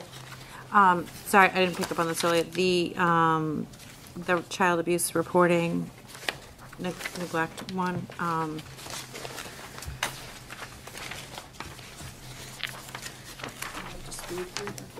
Sorry, I'm just trying to read as I look through. The report, it says, is made by the principal or designee. Where are you? On the second paragraph. Paragraph, Okay, first line. yep, thank you. So Oh, it could be the assistant principal, it could- counselor. does that take away from all teachers being mandated reporters? Should they be doing their own report? No. Dr. Wilson? We usually have them, anytime they're going to report, they let the principals know. Right, no, I expect they would let them know, but should In most they? cases, the principals make that report, but it doesn't take away the right of a teacher to do their own individual. This wouldn't supersede them. Yeah, nor does it doesn't negate the obligation to be a mandated reporter either. So in other words, if the administration was not looking to move that forward, then it would fall back onto the teacher to Yep. to report it to the state. Then. Yep, we're all mandated reporters in one way or another. A lot of this was really due to the fact that we had to do signage from the new law that came out this summer. Right, the House Which is bill. why you have that extra paragraph on the bottom. Right. So we've got, that's in red down in the bottom, why we had to bring this one along. Okay. So just because it says the report will be made by the principal or designee doesn't mean that it excludes the teacher or other staff from fulfilling their mandate to file? No. Okay. Madam Chair, I do have a question on the payroll procedures. Right, okay, hang on. Are we all set with that one? Why don't we make a motion to accept them and then? Let's put them on the table. We haven't even put them on the motion to put them on, and then we can ask those questions. So moved. This all four? Make sure it's motion to accept. Accept a second read. Right? No, accept them. Accept, yes. Okay, can we get a second for that from Sarah? Now let's ask our questions. Go ahead, Mr. O'Neill. Yeah, on the payroll one. payroll one. This On the is- back side, it seems like there was a lot of stuff that was crossed out the last couple paragraphs, and I'm wondering why that would be I stricken. think the,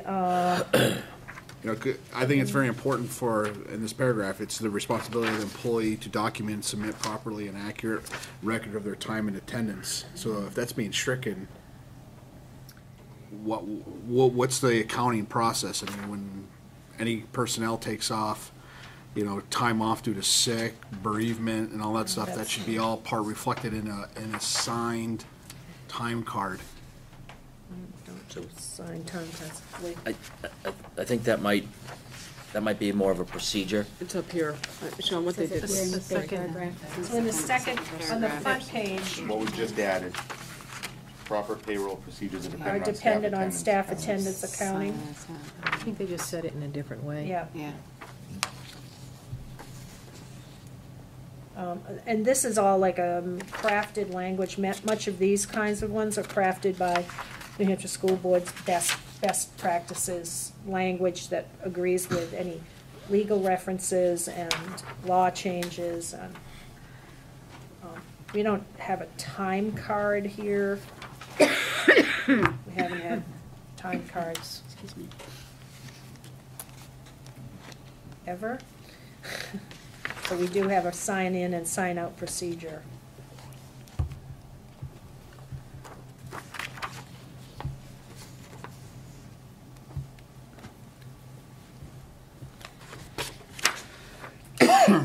Sorry, Shanga, you're kind of trying to play catch-up here of policies that we That's had fine. before you got here, and so I appreciate you being We actually have flexible with us. We actually have a very structured sign-in and sign-out process here, and most districts don't, that I've been involved with. It's like a little computer that That's right. employees. It's an online software. Online software that they time. I guess the time, the time, the check-in sheet, where you're, Oh, I understand that's that way metaphor is gone. probably is not the right one to use because everybody is doing it electronically. I just wanted to make sure that the accounting aspect of it Yeah. is still taking place. It is. It is. It very much that it is. Okay, my concern is fine now. That's what we use Time Clock Plus for, which is also affectionately known as TCP, and that's the software that we use. And everyone submits, their supervisors approve it every Monday morning. So it's a pretty routine procedure. And if you in forget our- to sign in and you don't do it till 10:30 in the morning, they think you're not there. Kind of a problem. Anything else on any of these? If not, I'm gonna move the question. All in favor of accepting, say aye or raise your hand. It's unanimous, thank you. Just so further that I understand this, when do these become effective? Is it Now. right now? Okay. Well, yeah. Some of them have different things of requirements, and I just wanted to make sure I understood it. They're ready to go. Okay, we're coming, yeah. Yes, Kim? Before Question? we move on from policies, because I know we have a new chair of the policy committee, and there's no one on policy that was on there previously. The bid policy needs to be relooked at the next meeting. It was to the board, and it needs to be looked at. You should get the access code to the New Hampshire School Board Association model policies, so that you can use those to go off of. And the summer work policy also needs to be looked at. And there's, I'm Curriculum. sure, quite a log of ones that Kathy has from previous policy group. Kim, what was the access code to? The New We Hampshire have that. policies. I We don't have think all you want me that to give for it you. out publicly. I No, had it in no, my no, head. no, no. System. She's pretty The good, New but Hampshire I'll- School Board Association, Kathy will We have it. Kat, get you we've got that all set for you, Lee. Got it. I just want to make you aware of it. Thank you. It's password 123. It is. And the summer work policy needs to be, it's been to curriculum, it needs to go to you because the curriculum made a recommended change. And it is getting to be of a timely nature as we approach the summer. Okay, we're good. we're due to meet, the first meeting will be May 3rd right now, tentatively. Okay, so we'll tack all of that. Thank you. If not, let's move on to the budget update. The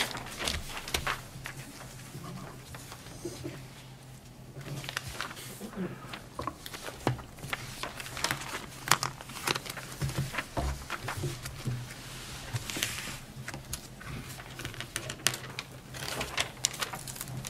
evening, Madam Chairman.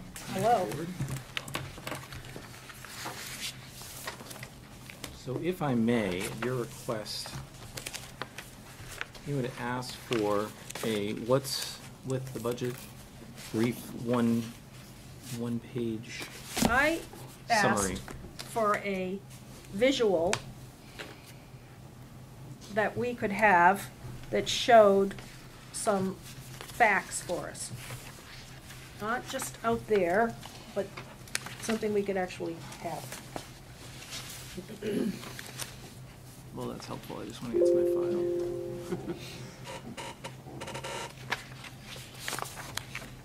There we are.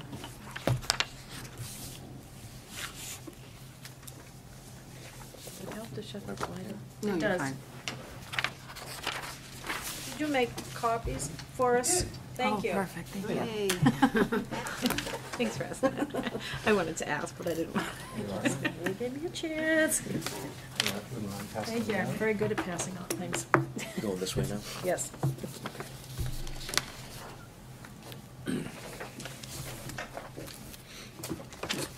Screw me up like that.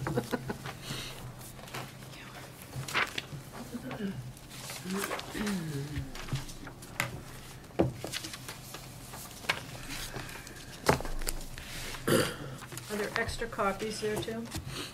Kim? Mm-hmm. And you need, I'm fine about some for the public if you'd like them instead of trying to scribble away. You're welcome. So I will, what I've put together is just a very brief, very brief, very high-level summary of major funding differences in the budget. And if we look at, and you'd mentioned, just, Jeff, don't talk to me with these numbers, account codes, just talk to me what it is.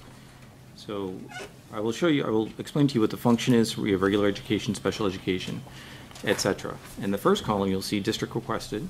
Next column, voted budget, 18-19 budget, the school board budget. Next column is the district requirements, and the next column are the differences between voted and the requirements.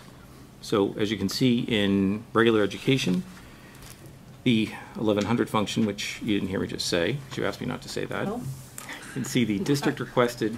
I'm sorry, I'd appreciate it if you would say the function, because I know them by function code. It's That's why- and this I can look at the budget. Does anybody here know all the function codes? Well, I need them both ways. If you need them by function code, I said she wouldn't hear it. I'd say function code, but I don't want them to hear them, just all those function codes rattled No, off. I'm saying that You want them by I would like function code. both. I would like both. And I'm suggesting we could have both.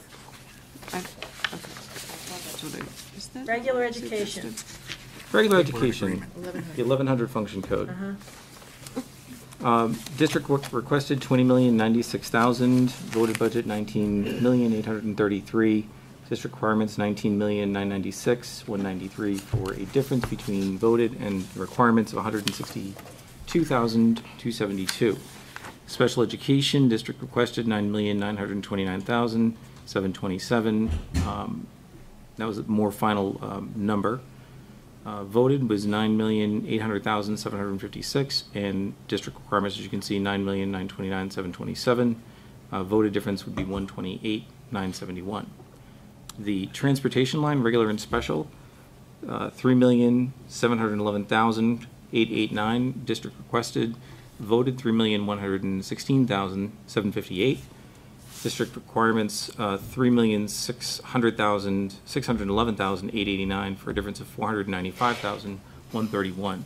Transportation are it's a 2,700 to 2,799 function line, and it is comprised primarily of the 2,721 and 2,722, the regular and special education.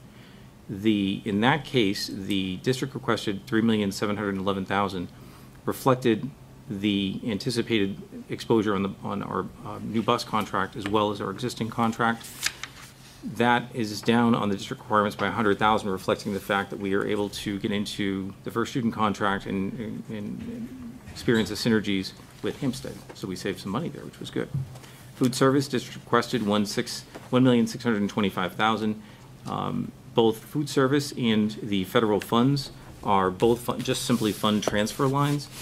Under governmental accounting gross budgeting standards, if I'm going to be spending the money, even if it's offset by revenue, it's anticipated, I've got a budget for it. So that amount is budgeted at $1,625,000. The voted 18-19 budget was $1,275,000. When we look at district requirements, the figure is offset by revenue anyway, but I still need the money in the budget to be able to spend it.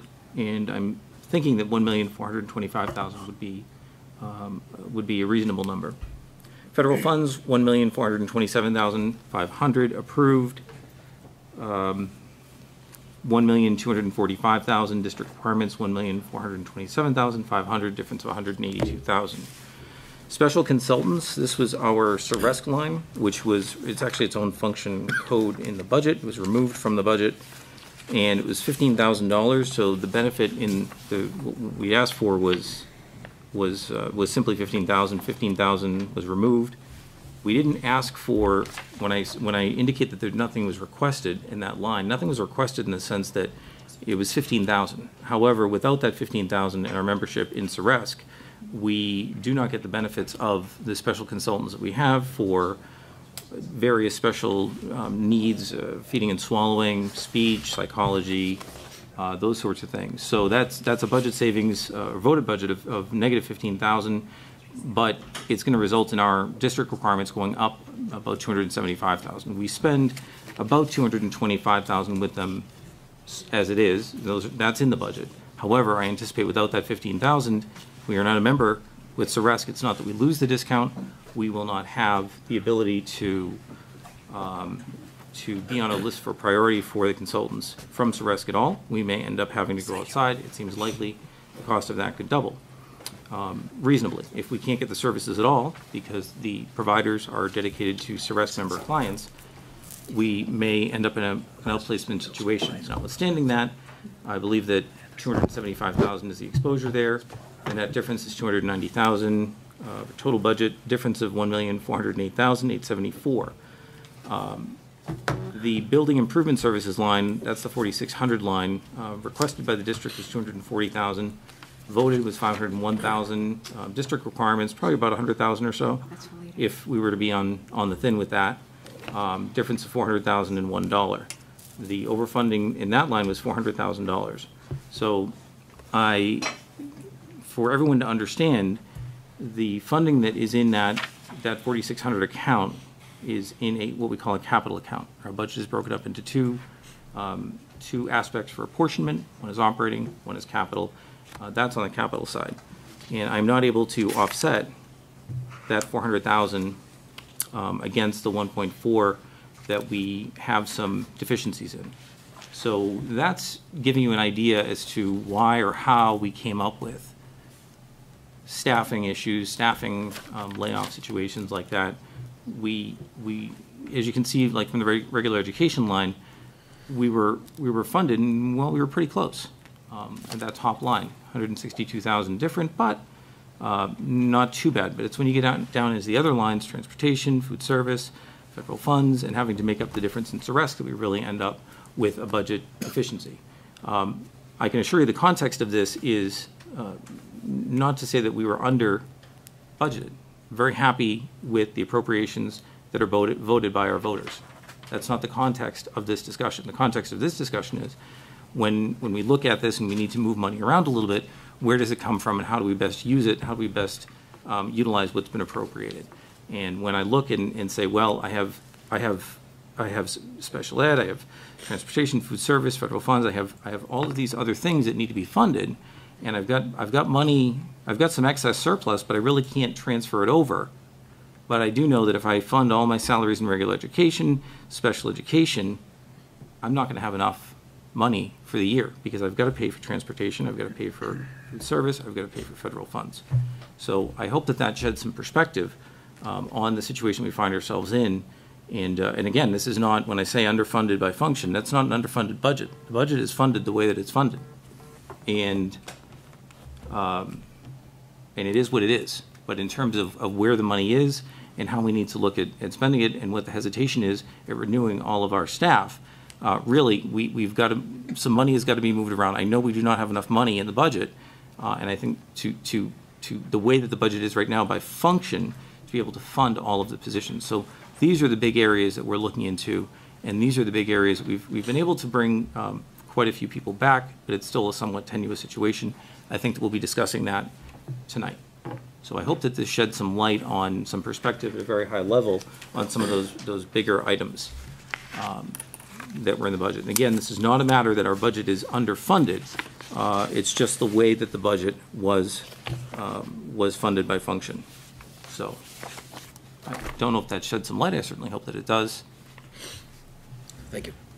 Thank you. We'll have a budget update as a continuing. Brian started that last year. I thought it was a great idea. Have that always ongoing, so we hear, you're going to talk about where we're at or where we're headed, so that you always at least have something to have for some information. Not that it's always good news, but no. It's we should it's have it. Right, we should have it. Do we have specific questions about this tonight, or things you want Jeff to go back and give us more information? It's not necessarily a back and forth question answer unless he feels comfortable he can give you an answer tonight. So there may be things he has to go back and do some more work on. All right, a question? I guess I don't have a question on this slide. Sure. That's just because it's at a very high level, and obviously, you know, we're at the highest level. You're spreading out 71.8. Right. Okay. I'm just wondering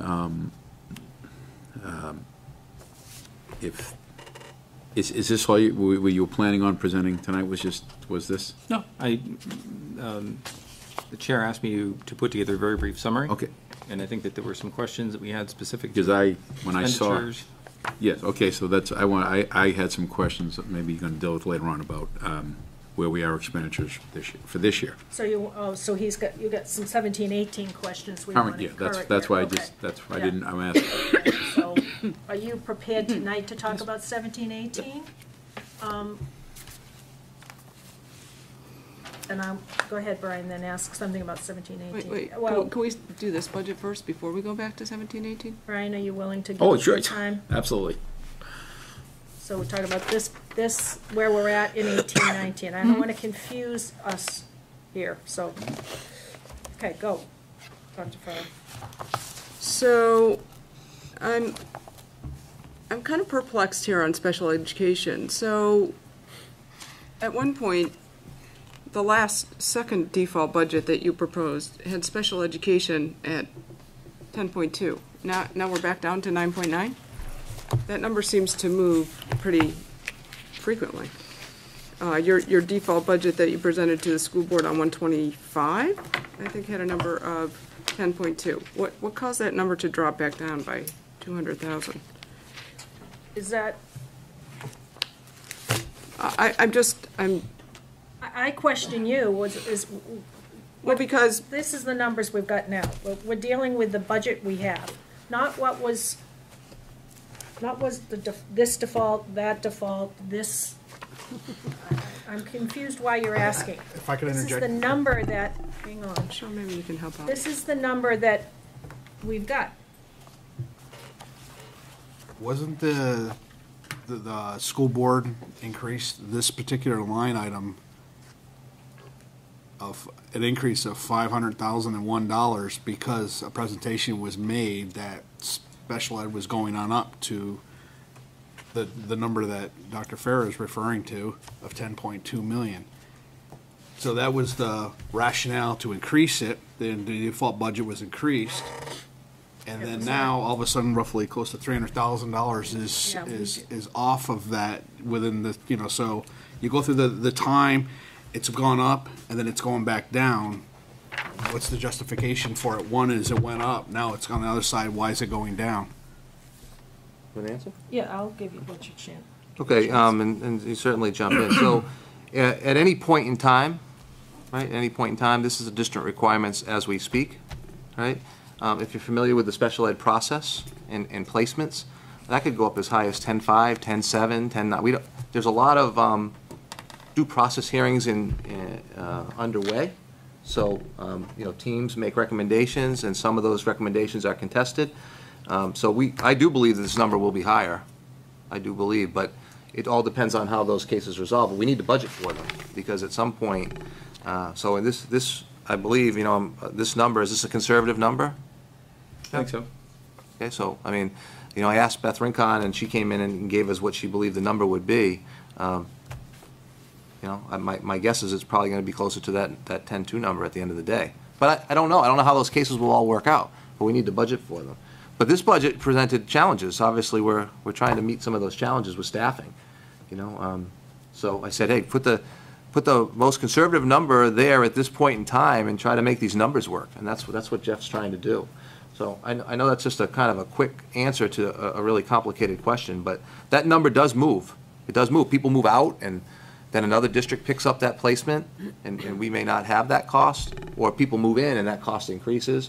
In addition to what I explained earlier when I was explaining this to you, with the ongoing cases that could result in placements that are quite expensive. Thank you. Kim?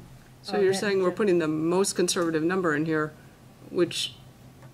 but then you're saying that you're not sure. To me, I think we should go back to 10.2 in this line. Because you just said that it's fluctuating all the time, and at one point you had 10.2, so it doesn't seem like 9.9 is going to fully fund this. Can I respond? No. Well, yeah. Well, no, I agree with you. Normally that's the number I would have in there. We just don't have that kind of money, so these lines are tight. Try to make this work so that we can bring back as many staff as possible, and I'm well aware of what the risk is there. That's why I asked for a conservative number. Is this going to be enough?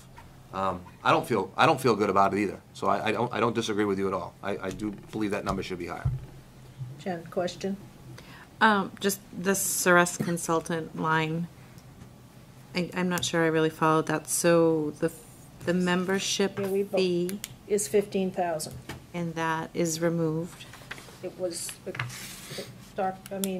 so Mr. Dow, that was not in the function. That's correct. Correct. Without us paying the membership fee to SORES, the additional costs are in that $250,000 to $300,000 range increase for the same services. So the SORES membership is An ongoing membership. Well, but it's right, but it's a handful of towns in the state. But I'm just wondering, how do other districts handle these sort of expenses that aren't members of SORES?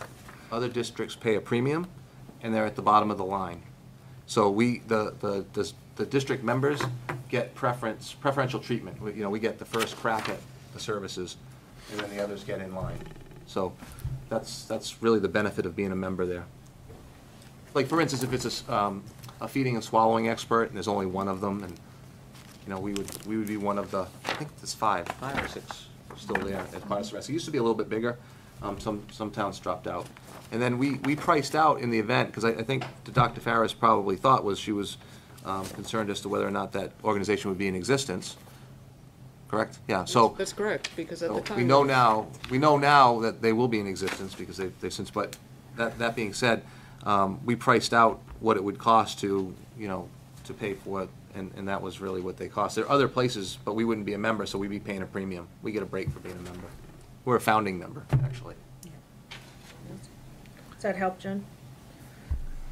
Are you set, Jen? Yep, thank you. Brian?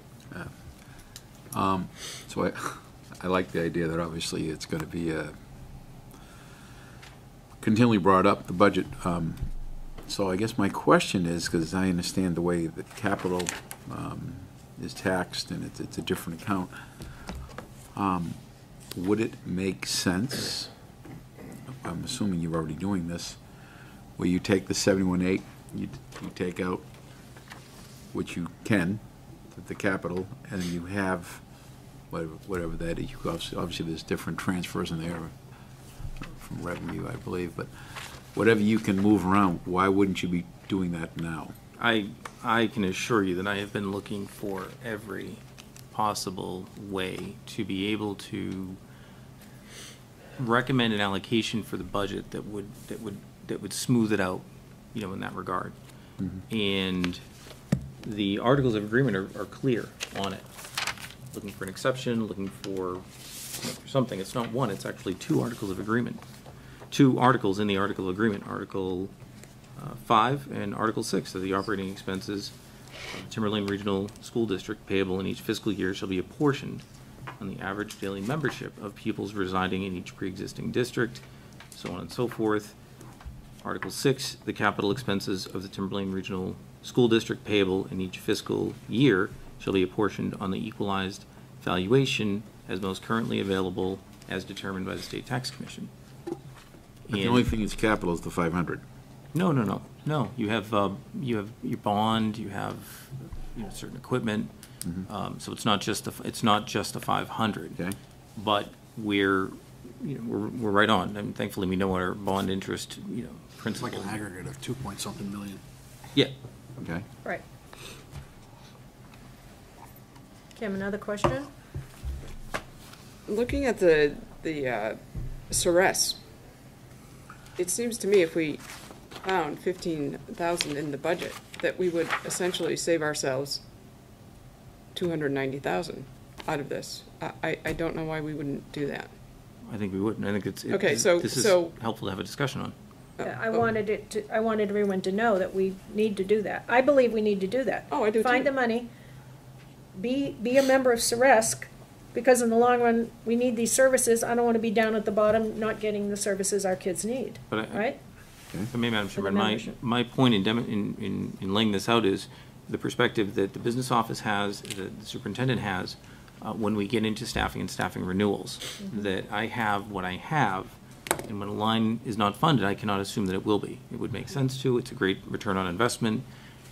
I have no issue with that. Do I hope that it will be? Yes, but I cannot count on that until it's done. It doesn't need to be done right now.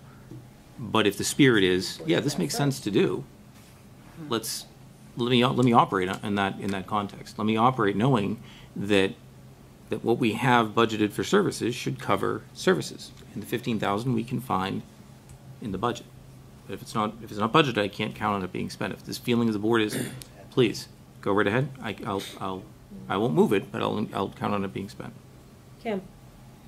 And this is the sort of question I think we should have had before we looked at staffing, because right now, if we move $15,000, we've essentially freed up $290,000 that could be put back into another part of the budget, which could be staffing. So I'm not sure why we didn't have this discussion before we had layoffs. This budget's been in place since March 13th, Okay, so. we're gonna go ahead. Was there something else you Yes, there is something else. In terms of the federal funds, on December 21st, we had a conversation about the amount that would go into that line. I think Mrs. Misha was here. We are looking at a shortfall in revenue in that line moving forward into the next fiscal year. That's why that line was dropped.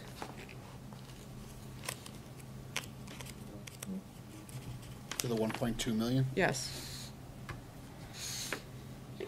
Anybody else have anything else they want to ask or make a comment on tonight?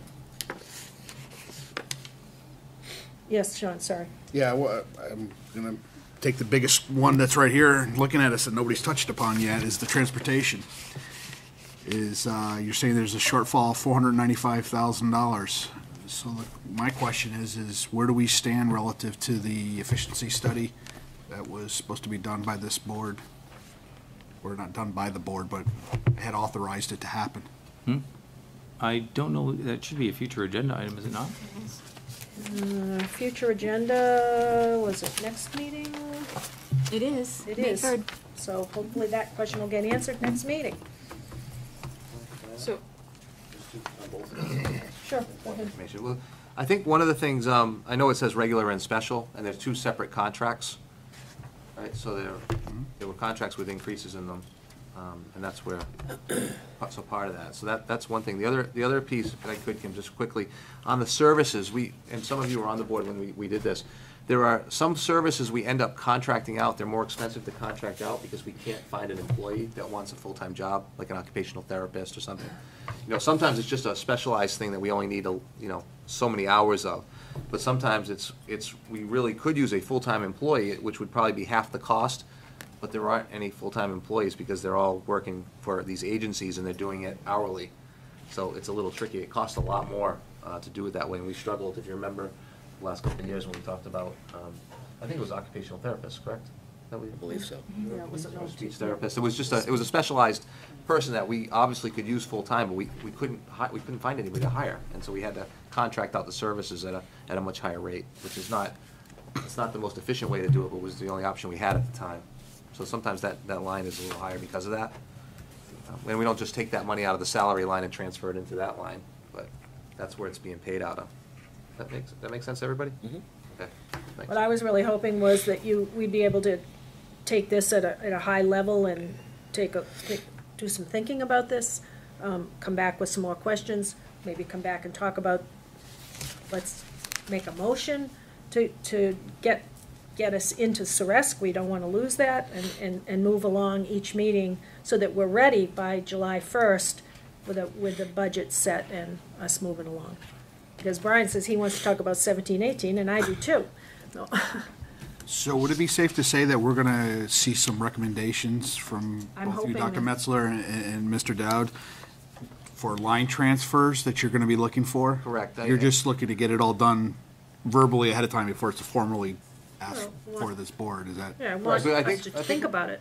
Yeah, I think we were soliciting input. So you renominated the core, and so now we're into the options phase of, we can't have this and that in some of these instances, and so we need to decide, where we place value and which things we can fund and which things we cannot. So, my list now are just positions, so I'm not nominating any additional names tonight. I just have positions which we would post and fill as we free up money that we have to, and we make decisions based on the options. So let's, yes, Jen.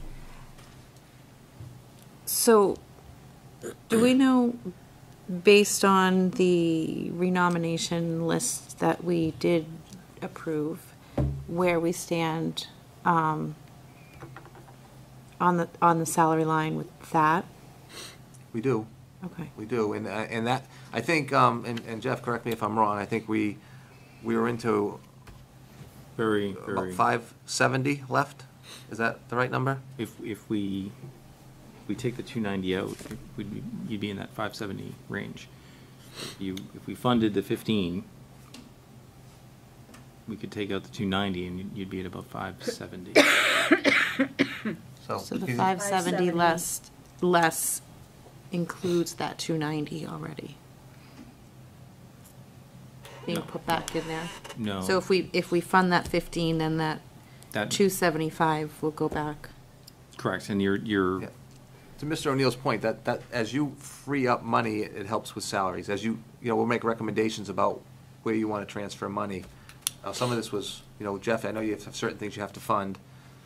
Okay, let's place the staff, and then let's come back to the board. If there are places like this where there's 200 here and 100 here and 300, we'll have some room, and then make some decisions about where the priorities are in the district. I'd like to see more of the other piece of the report before we make any, other than food for thought tonight here on this chart. Kim, and then Sean, I'm sorry, Kim's been waiting patiently. Well, one thing, to me, I'm fine with waiting longer, but it seems to make sense to have a motion to expend the funds for Ceresc, because that immediately frees up that money. I do want to go back to the federal funds, Are you making though. a motion, though? No. You're I just want to talking make about my making other. a motion? I sometimes I love it. You just keep talking, so I'll let you keep talking. I'm sorry. Thank you. Can we go back to the federal funds? Are you in agreement with that assertion that you're saying that it's underfunded by 182,000, but I know we had a discussion about the fact that revenue was going to be lower. So I think that number needs to be adjusted to be. We don't know that for sure. We haven't received allocations for the. Come up to the microphone, please.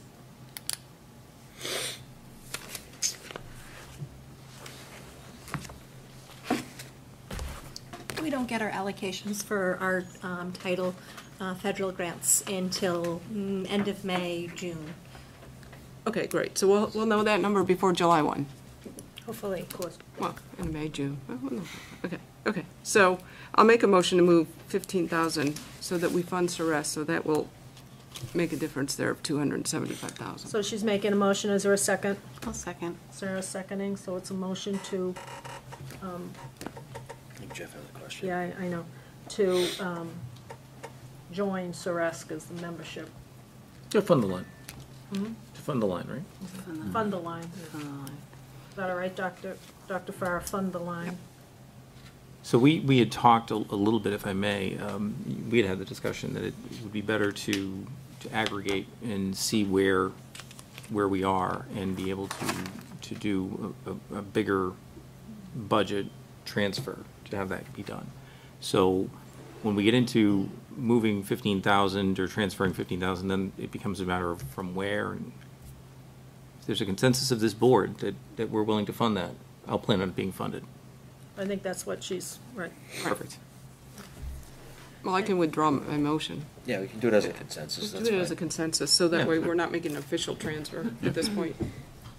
Lee, you had your hand up. Yeah, I just had a question. What other, or are there any other organizations similar to Ceres? They're the only show in town, is that it? No, that's where we, and I believe, I think you were on the budget committee when we had a discussion about this, and so there are other agencies that are far more expensive for same services.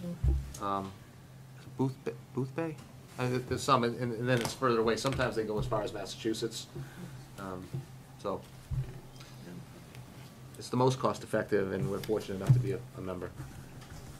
All right, so we're in consensus then about the Ceres membership, yes? Okay, so Jeff, you're gonna work with that. Perfect. Sean? Yes, I and had a Dr. follow-up. Farrar. It was a comment that you made, Dr. Metzler, and correct me if I'm wrong, it was like $590,000 was the room that you had in the salary line?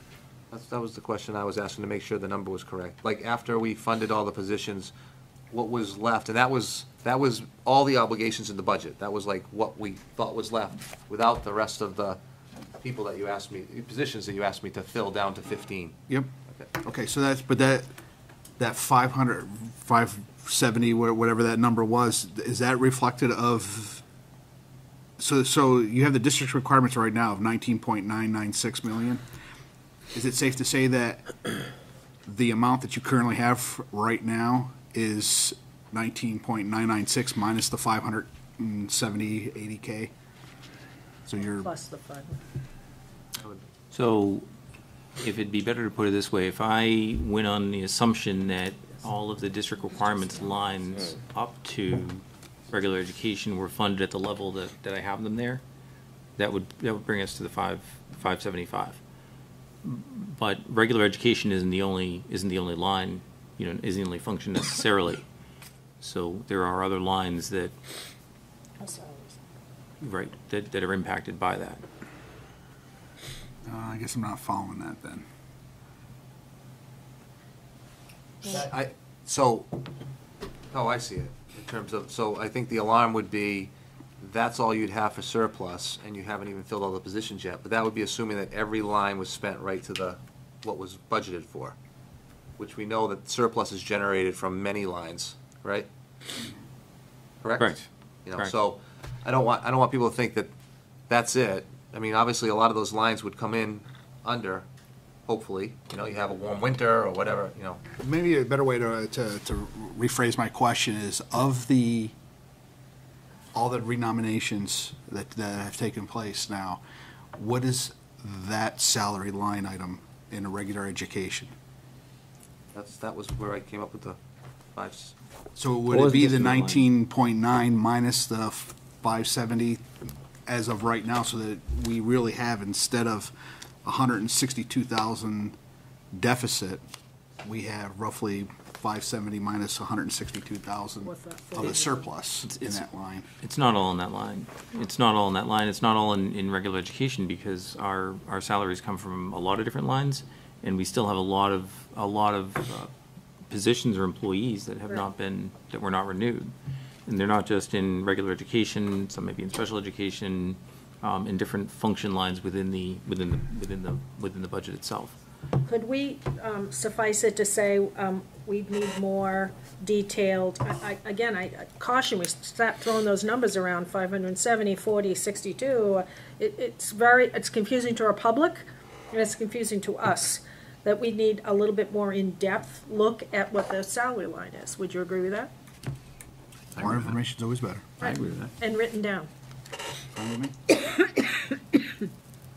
Dr. Farrar, one more thing here. Go, girl. Going back to the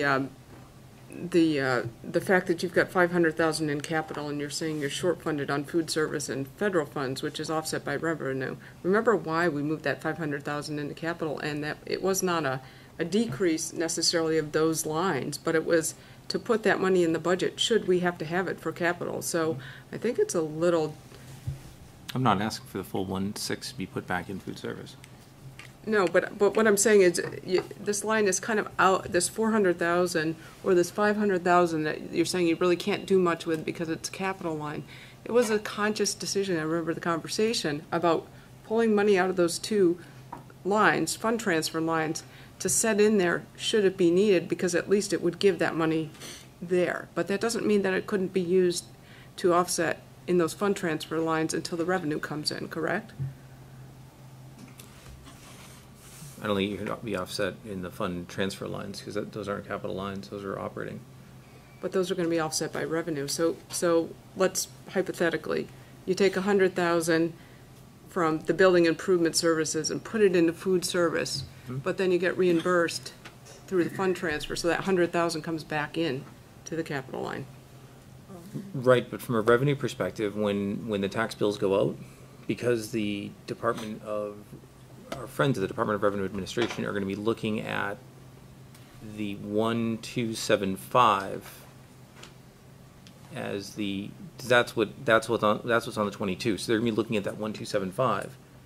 The revenue offsetting that will have to match that line. Don't they look at the MS-25 for apportionment, Sean? That's submitted in October 1? That would be, but from the budget's point of view, they look at, the MS-22, what it's. No, the MS-25 that gets sent forward, right? So. Well, both of them are used.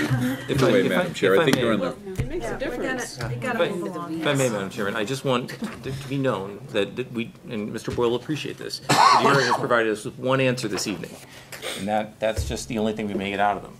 But I had actually looked at that, and they do indicate on the apportionment form the source of their budget, which is the 22 and the 24. So it's the 24 that gets updated to reflect revenue. One's used for the dollar amount, and then the other one is used for the apportionment.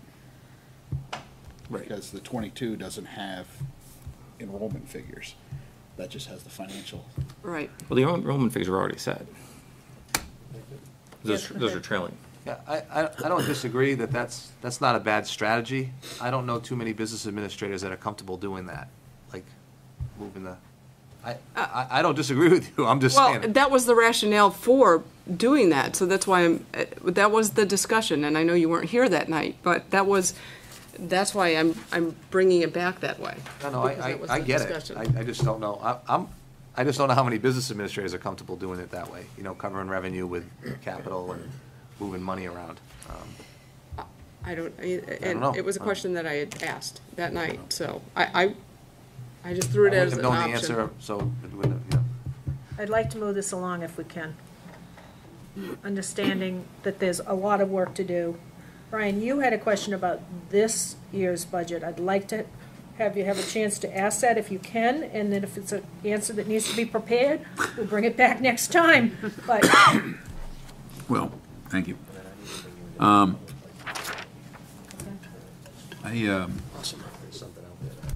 okay. I'm trying to compare where we are this year, the third quarter ending, March 31st, compared to where we were at this time last year. Where we are now compared to 16, 17. Right. So we had about a 10-second conversation last night, so and you were right. So as I was looking at the information on my phone, so it was very hard to see on my 1-inch, 2-inch screen. So, as I go through, this is one of your reports, Timberland expenditures. What shows year-to-date is actually expenditures, so that's what threw me off when I see the word expenditure. Your columns go across it. GL budget, range-to-date, year-to-date, balance, encumbrance, budget balance. Mm-hmm. This is the report I'm looking at. It'd be helpful. I have a copy of that report for everyone. You do? Yep. That'd be fantastic. If you can hand it out, that'd be great. Awesome. Who knew? I think I asked somebody to provide it. Yeah. I think they asked, I think it was asked for. It was, Yeah, it's it good. was asked That's for. good. It's awesome. So. It was asked by, You don't no, need one. I don't need one. I multiple think you people. have, I assume I it's have one. just the same one I got in my hands. So while they're passing it out, so basically, as I was going through these columns, my first question is on the second column where it says range to date. Mm-hmm. What is range to date? Range to date, so on these reports, and they're slightly different than budget reports. Are these public documents? Does Kathy have a copy? Even for the record, please. And Superintendent? On these reports, and this is different than when we're putting budget reports together so that everyone knows if you are looking at these in the budget season context. If you look at the top of the report, the from date and the to date. Yep. So it's 3/1 to 3/31, so that's your range. So that gives your month. That was your monthly, okay. And then your year to date is the full year. Mm-hmm. That date range, totally irrelevant on budget season budget reports. When we're looking at a budget for an entire year, that date doesn't matter, it's there. I do try and match it up if I can, so we know what we're looking at, but even then it's not always clear. But in these reports, when we're looking at expenditures or revenue, you'll see the range to date covers that period, and then year to date is after that. It wouldn't be as useful for me to run a year to date, because then that'd be the range to date, right? If I ran it from 7/1 all the way through to 3/31, range to date and year to date would be the same. So when I go through this and I see, I look at your expenditures, I'm just go through the total, okay, which was 46, just under 46 million, 688. That's on page 9. I assume they'll. It's the bottom line thing, so I can get to this thing. So. What I was doing, unless you can help me out with this thing here, I was looking at the year-to-date expenditures, and then I was adding encumbrances, because obviously that's an expense that's clearly going to happen, period. Wouldn't you think so? How you classified, how these encumbrances are classified? Yes. Okay. But it may not represent all the expenses that are going to happen. And I'll tell you a little more about that. Oh, I don't doubt that. Yep. As I look at this, and just to get a general feel, because as we're now closing off the third quarter, those two items add up to 61.6, and it shows you the balance, just mathematically, the budget balance of 10.5, and that mathematically puts you back to the total of 72.1. Okay? Correct? I will trust your. That's no. I'm just reading from what I'm looking. I'm just. Okay. The 72.1 meaning the budget. Yeah. Okay. Yeah. So I'm just so if you add these things up, so that shows budget balance in total of 10.5. So all those numbers, it's a spreadsheet, it's an internal sheet here, so it adds up to the 72.1. So as I look at those numbers, okay, when I compare that with our encumbrances at this time last year, I see a pretty strong similarity. Within $1 million of where we were last year. Because last year you're looking at 45,523 plus 16,807. Yeah. So when I now I know that obviously, because I don't I don't know, obviously, what makes up this, I mean, I can read what makes up the encumbrance, but I don't know how the, you know, like the accuracy of the encumbrance, and I know that's not all inclusive, there'll be added expenses. But giving this a little review here earlier today, this is your budget, so I'm sure you know this better than I do. So when I do the same analysis at this time last year, we're pretty much at almost the same spend rate. That would be correct. However, well, it's just a funky thing with our system. And as far as expenditures go, right? Expenditures generally, if there's been a requisition, there's a pre-encumbrance. If there's been a purchase order, then the funds are encumbered until paid. But I will draw your attention to, and I apologize, I only have the 17-18. Do you have the 17-18 by any chance? I have 17.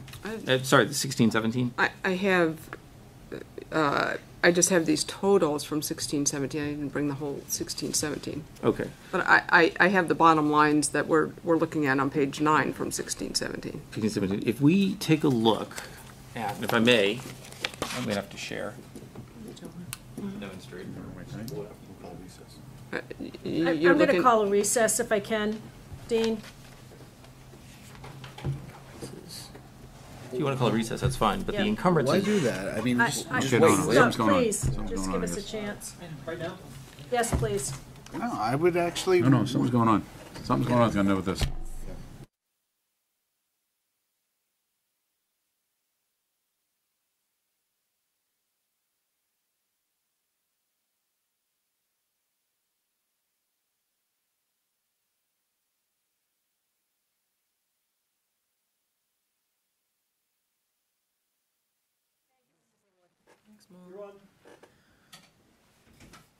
Back after a short non-public, and Dr. Metzler's going to make a statement at this time. Great. Well, good evening. I took the opportunity to inform both our high school and our middle school students and their parents, and certainly staff, that late today we received several reports about a potential threat at our high school for tomorrow. Working closely with the Plastow Police Department, we believe there is no credible threat at this time. However, we will have increased police presence there tomorrow, and we'll be taking all the precautions. We believe it will be a safe place for staff and students to go to school tomorrow. But we wanted to make sure we updated the board.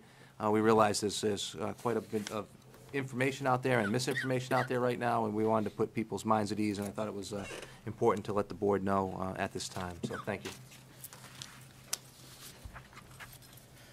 All right. Just doubt. Jeff went upstairs to find the extra money. That's what In a lower drawer. Want me to go up? You're gonna have to start all over, Brian, because It's after 10. I don't know if I can. I didn't. Don't talk too much. No, you can't take.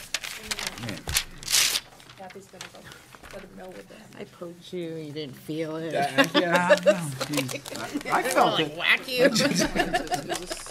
We're on camera, so. Okay. All right. We just got to get Jeff back down. Good idea. I'm gonna roll too. Sorry. I know you were. Oh, man. You did? That's good.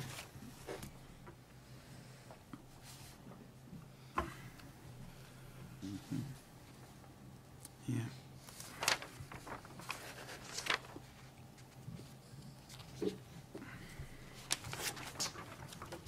I think this is Jeff's too. This is. Oh, well, Mine- he glad passed I out a keep- copy of all those. Yeah, mine isn't stapled. Yeah. I keep my stuff far away from you. Come on now. I'm telling you. Got my space. I do too. A little. It's just don't invade it. It's my space. I get extra space tonight. That's it. That's it. Got a blank page of paper, okay. Send me the next note. Stuff right in your nose. Wow. Thank you, Mr. Dowd. We're back and ready to continue. Delightful. I'm pretty sure those are yours, Jeff. Okay. So what I was showing was that our encumbrances from our payroll system do not always accurately reflect the true encumbrance scenario. And if you look at the report on the 2,900 lines, for example, group insurance from the 17 report, encumbrance is showing, well, I'm sorry, Mrs. Sherman, I'm gonna make this brief. Budget balance on that 17 report showing is 2.171 million.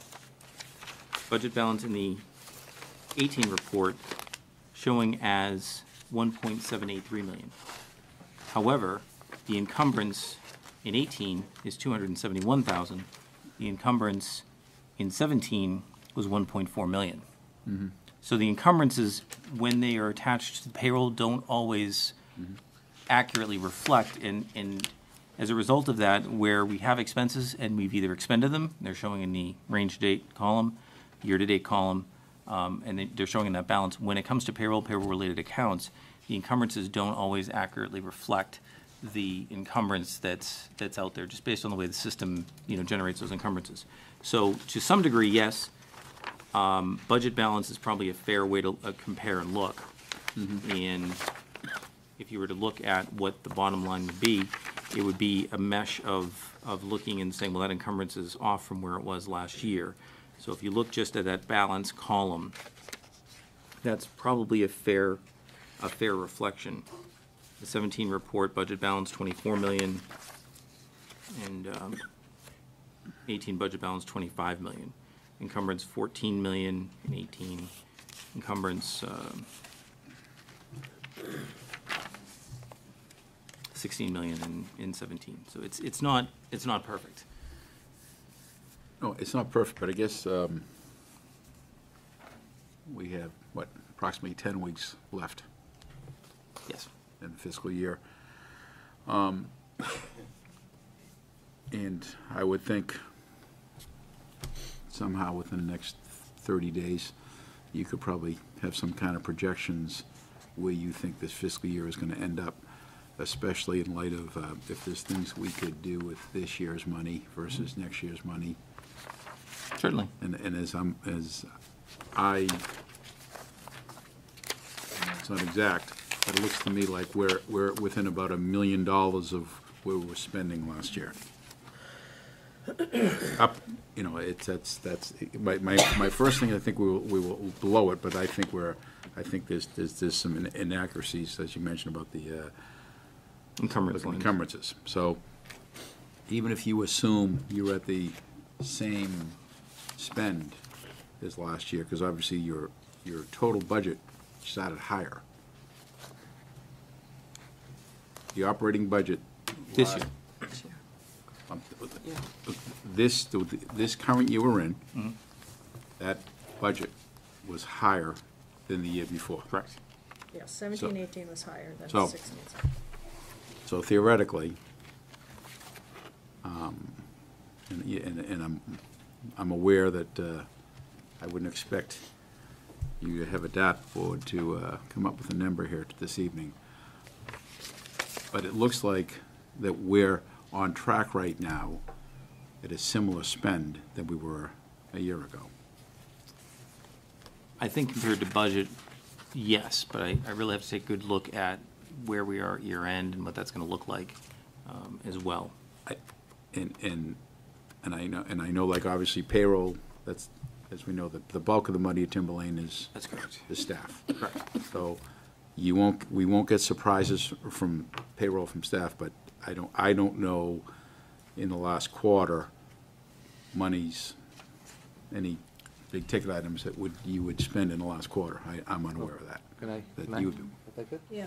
Yeah, post-employment benefits for people end up being big ticket items when you have people that retire or actually leave the district and we owe them. So some of those are unexpected. Well, you budget for them to some degree, but people don't let you know when you're working on that budget that they're going to retire in 18 months. So there are some of those. I think the other thing I want to be clear, we're going to do what we've done every year. We're still going to try to generate surplus. We're not going to try to spend every dollar and try to prove some sort of point that we're short cash. I mean, I think that's what we do every year. We're not gonna spend more than we need to spend, right? And hopefully, and George used to caution me all the time to do exactly what you're trying to do right now. I'd be pressing him for, what is a surplus going to look like, going to the board, because you have things that you may wanna fund that are not next year's budget. Do you think it would be reasonable, Brian and Jeff, to suggest in our May 17th agenda, that's about a month away, we have a projection? Would that be a fair question? I think he would have Put it that as a- better than I would have it, yes, but I'm just looking at his numbers without your inside information. I don't know what's in that encumbrance line. Right. You do. So I'm just going, Kathy, let's make we're just sure going year to year, what comparing it last year, this year. Year. I'm saying, okay. The caution, though, about the predictions, whether favorable or unfavorable, it's, I know you think there's a window, but George used to think it was a bigger window. Because I would be like, it looks like we're gonna have this much surplus, and he'd be, whoa, whoa, whoa, whoa. So, we should see where we are. I don't disagree with you. I don't wanna think we have more or think we have less than we really have without accurate numbers. mean, we I usually agree. get I'm looking at it from a standpoint that if there is non-capital thing that you can do in this year's budget, which would put you healthier July 1st. Well, the answer is yes. Well, you like- already knew the answer. I know the answer, but I don't know the amount. Yeah. Right, I don't know what we can and we do. won't That's all. know that quite this today, so. So let's make sure that's part of what we talk about a month from now on that specific topic. Okay? Yes, Kim?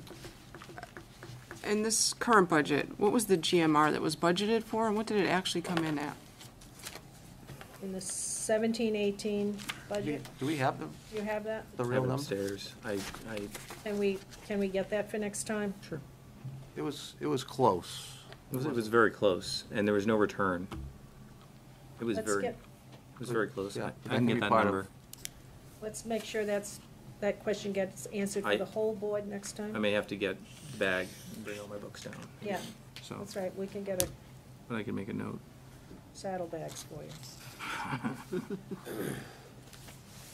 I'm just throwing numbers. I think we budgeted for somewhere, was it around 10%? 9%? And we came in at like 6 or 7, I think. That sound about right? I know it was in 2 or 3%, which is closer than that. I don't want to put you on the spot. Yeah, don't. I don't think I have it now. I think that's very misleading when we do that, and we start throwing these numbers. And let's try to get that as close as you can for next time for us. Something else, Dr. Farr, before we leave this budget, this item? Real quick, and it goes back to a point that was made in delegations. We now seem to be having police presence at all our meetings. Where's that money coming from in the budget? Not coming out of the school board budget, so where does this come out? No, we have a line set up for security for campus details. So what, Okay. what lines are that? Could you, at some point, tell me what lines those are? You don't have to do it now if you don't know. I'm just, You don't have to do it now, just get the number, get the line item number for Kim. That I can do. I won't hold you up anymore. Yes, Dr. Farr, you said well, one well, more two thing? quick things. I know I emailed you about the internal control audit RFP that was supposed Are to go you out. ready to talk about that tonight? I can talk about it. Internal control audit. All right. So that has not gone out at this time. I'm very curious as to how our audit, and it spills into the audit, how our audit's going to come back. Our audit firm has done more work this year than they've done in years past in response initially to the idea, the notion that we were going to be looking for an internal controls audit. And there is a certain portion of their work that's discretionary that they can explore and do what they need to do. So they had been doing that early on in the process anyway. And for example, one of the areas that we looked at, and you have manifests that come around, payroll manifests, and I don't know if you were here, you probably would have been. Under George, those were a page for payroll, that was it. So just by way of example, that was something that they went through and said, well, you know, who looks at this? What does the board see? So the board sees that, but, you know, we have an ability to have that reviewed any time. You know, do you review it? Yes, I do. Well, why don't, you know, would it be a better control and better reporting to have that be able to be consolidated?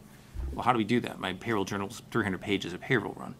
So we did come up with a way, or I came up with a way, to be able to enhance that reporting, feature my signature on it to show that I had reviewed it. And so when you see it come through, look for the check marks. You'll see the different things that are in there. We don't have confidential information on it.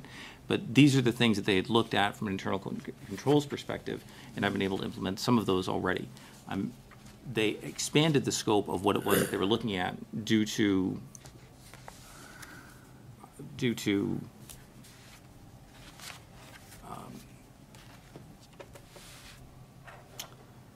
their wanting to dig deeper into certain items. And as a result of that, they've been out longer than they had planned to be. They did incorporate a lot of those internal controls into their current audit cycle. And I'm very curious as to how that report comes back. I don't want to duplicate efforts. I don't know the scope of it is going to need to be what it was originally anticipated and what it had been. Mr. Boyle? A couple of things along those lines. I want to say about 6 weeks ago, I had a brief conversation with the Mr. Campo, one of the partners there at the firm, and asked him to explore the option of them expanding their scope to do what an internal audit would show, but obviously with them already here, probably a lot less money for Timberlane and they're here. They know it's the whole purpose of the thing is I believe to give a guy this is where we can see improvements and give you a roadmap. Now I haven't spoken with him, so I think that's still something the board might want to explore. Because they're already here, and along those lines, obviously we haven't received a report yet, and I would just ask sometimes they will send an interim report, a draft report of some sort.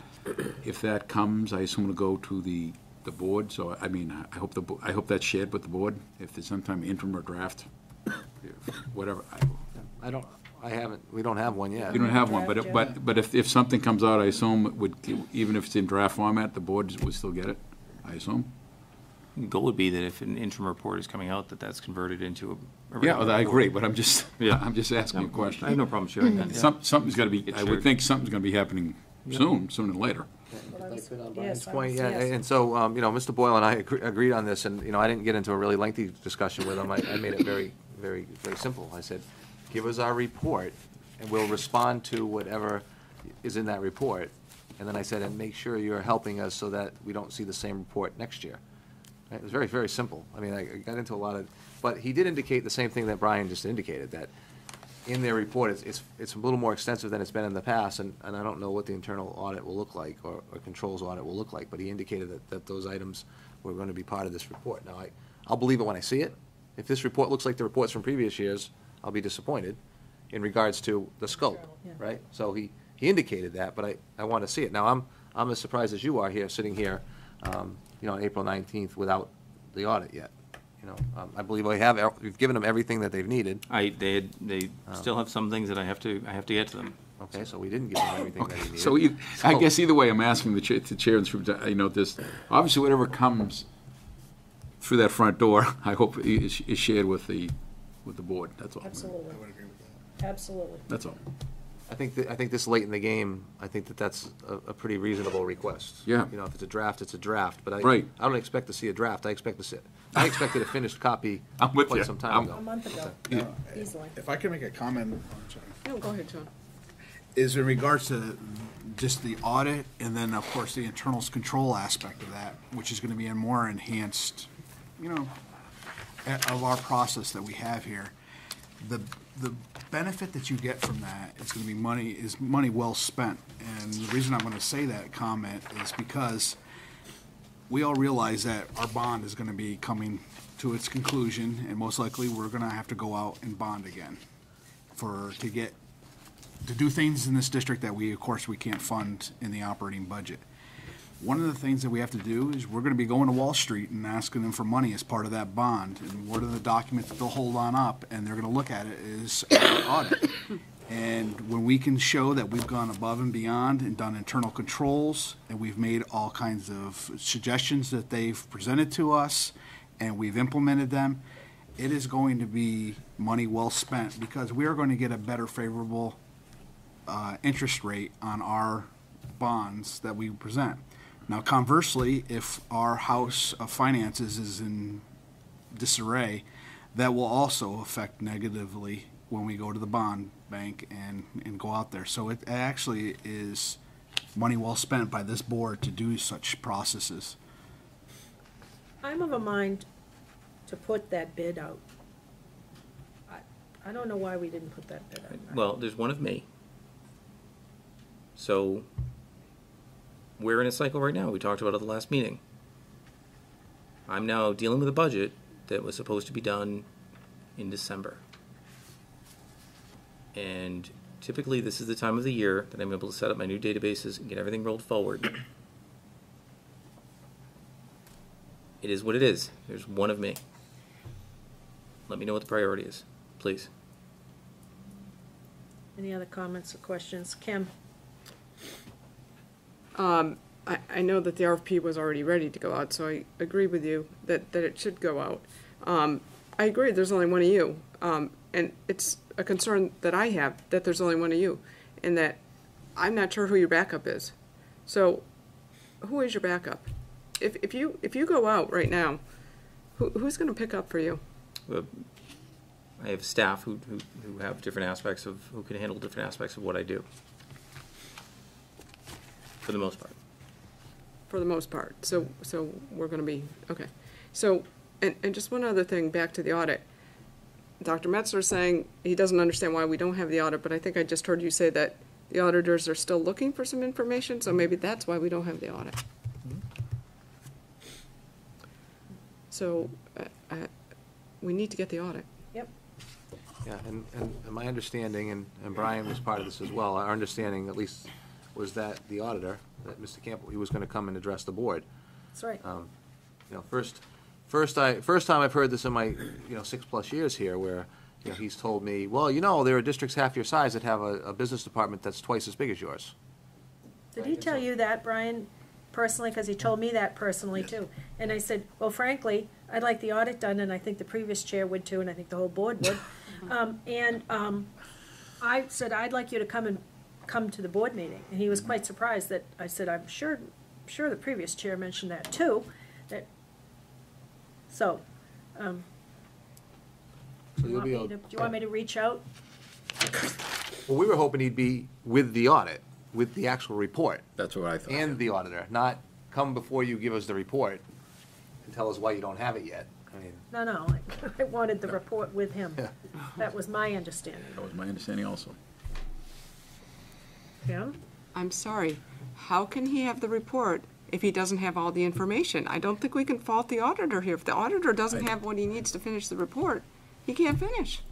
Well, Bottom line. why don't you reach out and see what he needs? well, he sent me a list, so, and I said, the list all set? I don't hear back from him. I think everyone in this room would agree, you'd assume that he have it, right? I'm like, you're all set, right? And then that's why I would say that. I wouldn't just say that now. I was under the impression he had. So There are things that are outstanding. There is one of me. I'm doing the very, very best that I can with the resources that I have. Again, this time of the year is get this wrapped up. 2 years ago, George didn't have the report completed until July of the following year. I'm not doing that. I'm doing the very best that I can with the resources that we have. Well, I'll happily reach out. He had given me his card. I'll reach out. Not tonight, but that's okay. Can we move on? We've still got a number of things on this agenda. All set? Thank you. So we're going to hold off on putting the internal control audit out, or? I can send it out if you want. I don't know who they're going to be able to deal with when they come in. And you let me know. I mean, are we working on budget? Are we doing internal controls audit? Are we doing? I think it should go out, but that's my opinion. If the board would like it to go out. It's ready to go on out. I mean, If it's ready to go, send it out. It doesn't commit us to anything. Right, it's not a commitment, Send right? it. Send it out.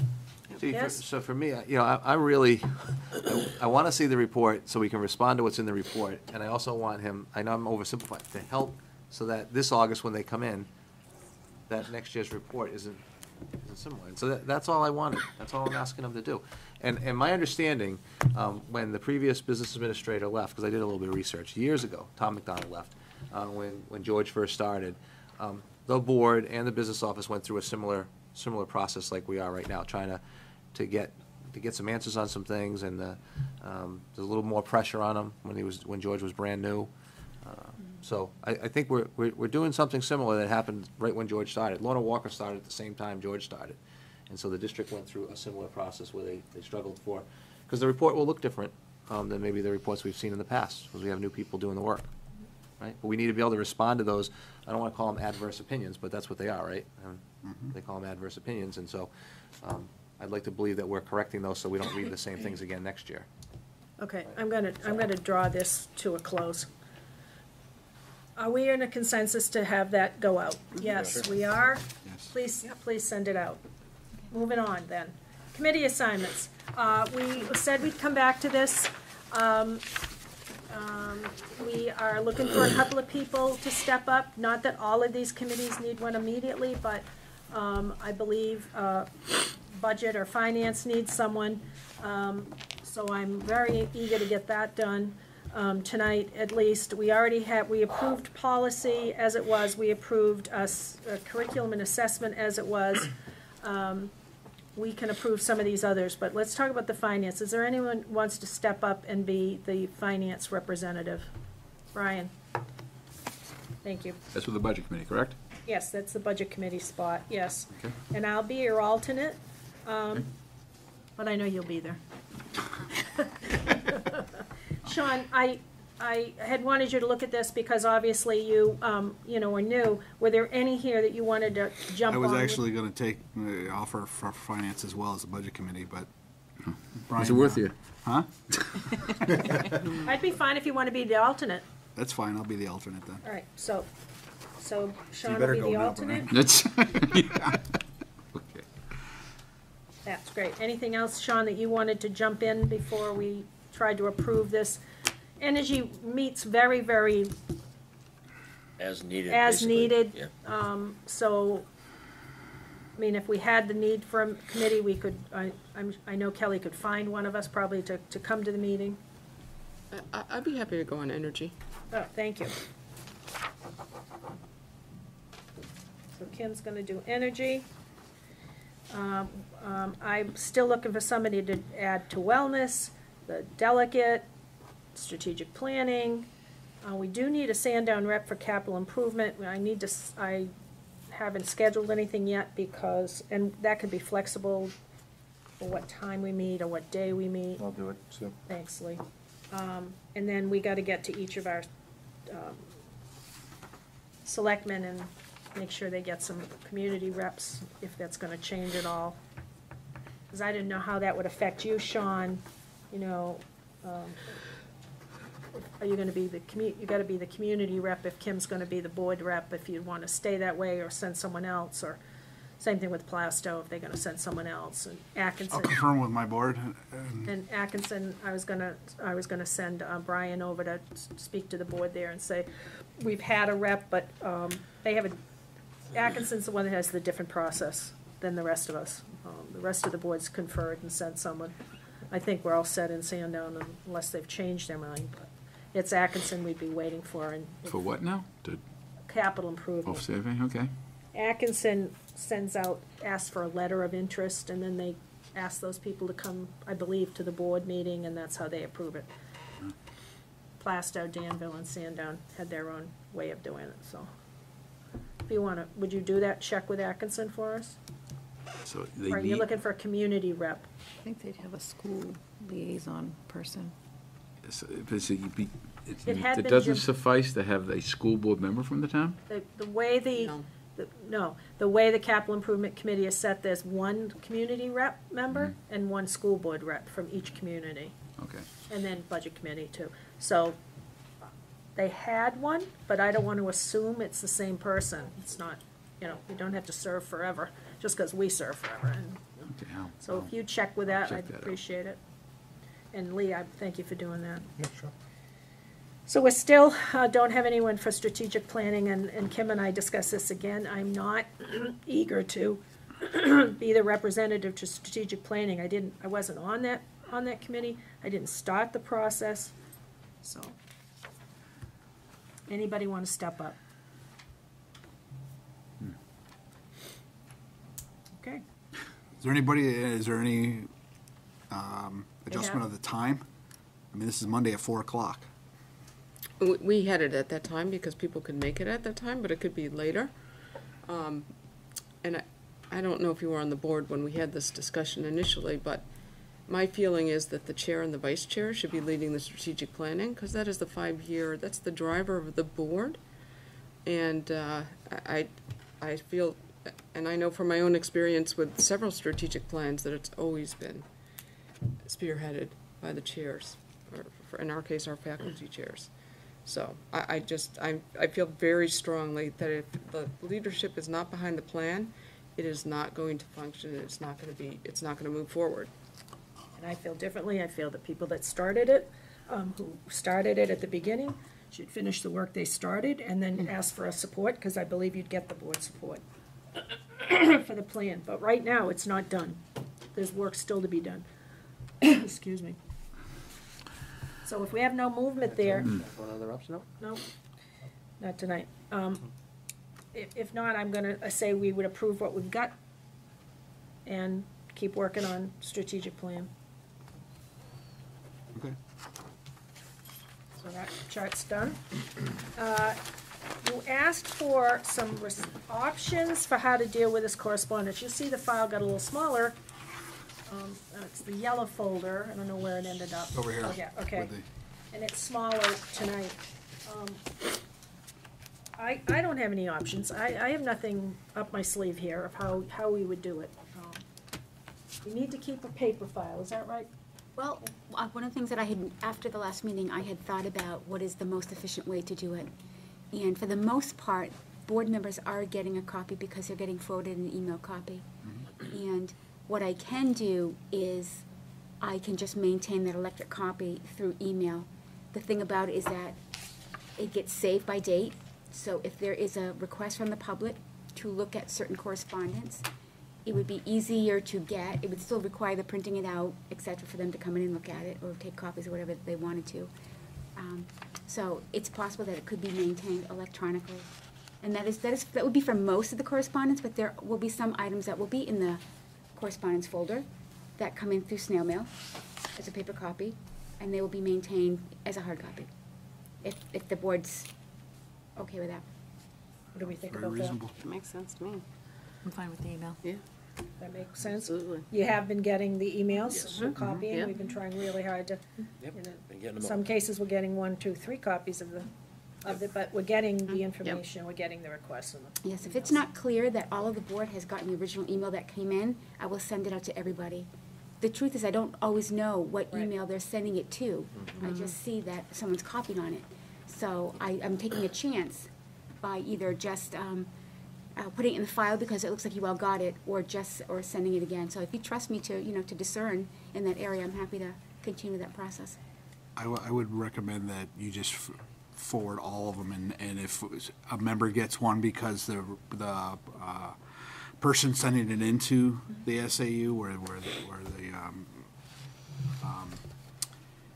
Yeah, TS. also copy the individual board members on that. I just, That's what instead of people you do. looking They at go on it board, and and figuring then it they do out, TRSD. just it's easier to just forward to the whole board and, oh yeah, I already read that. Yeah, it'll say TRSB, and then it'll have my name and other members' names, so they're getting a copy that way, and then they're getting a copy as You we know- forwarded, and that's good. I'd rather they not say you didn't get mine. Right. We're getting them, so that's a positive thing. All right, you want to give this a try? Yep. Let's see how this goes? Yeah, All right. see what happens. Okay. All right, now, we're administrators report, None? personnel report. Personnel report, we have several retirements and a couple of resignations. One of the retirements will require us to go into non-public for me to make a special request to the board.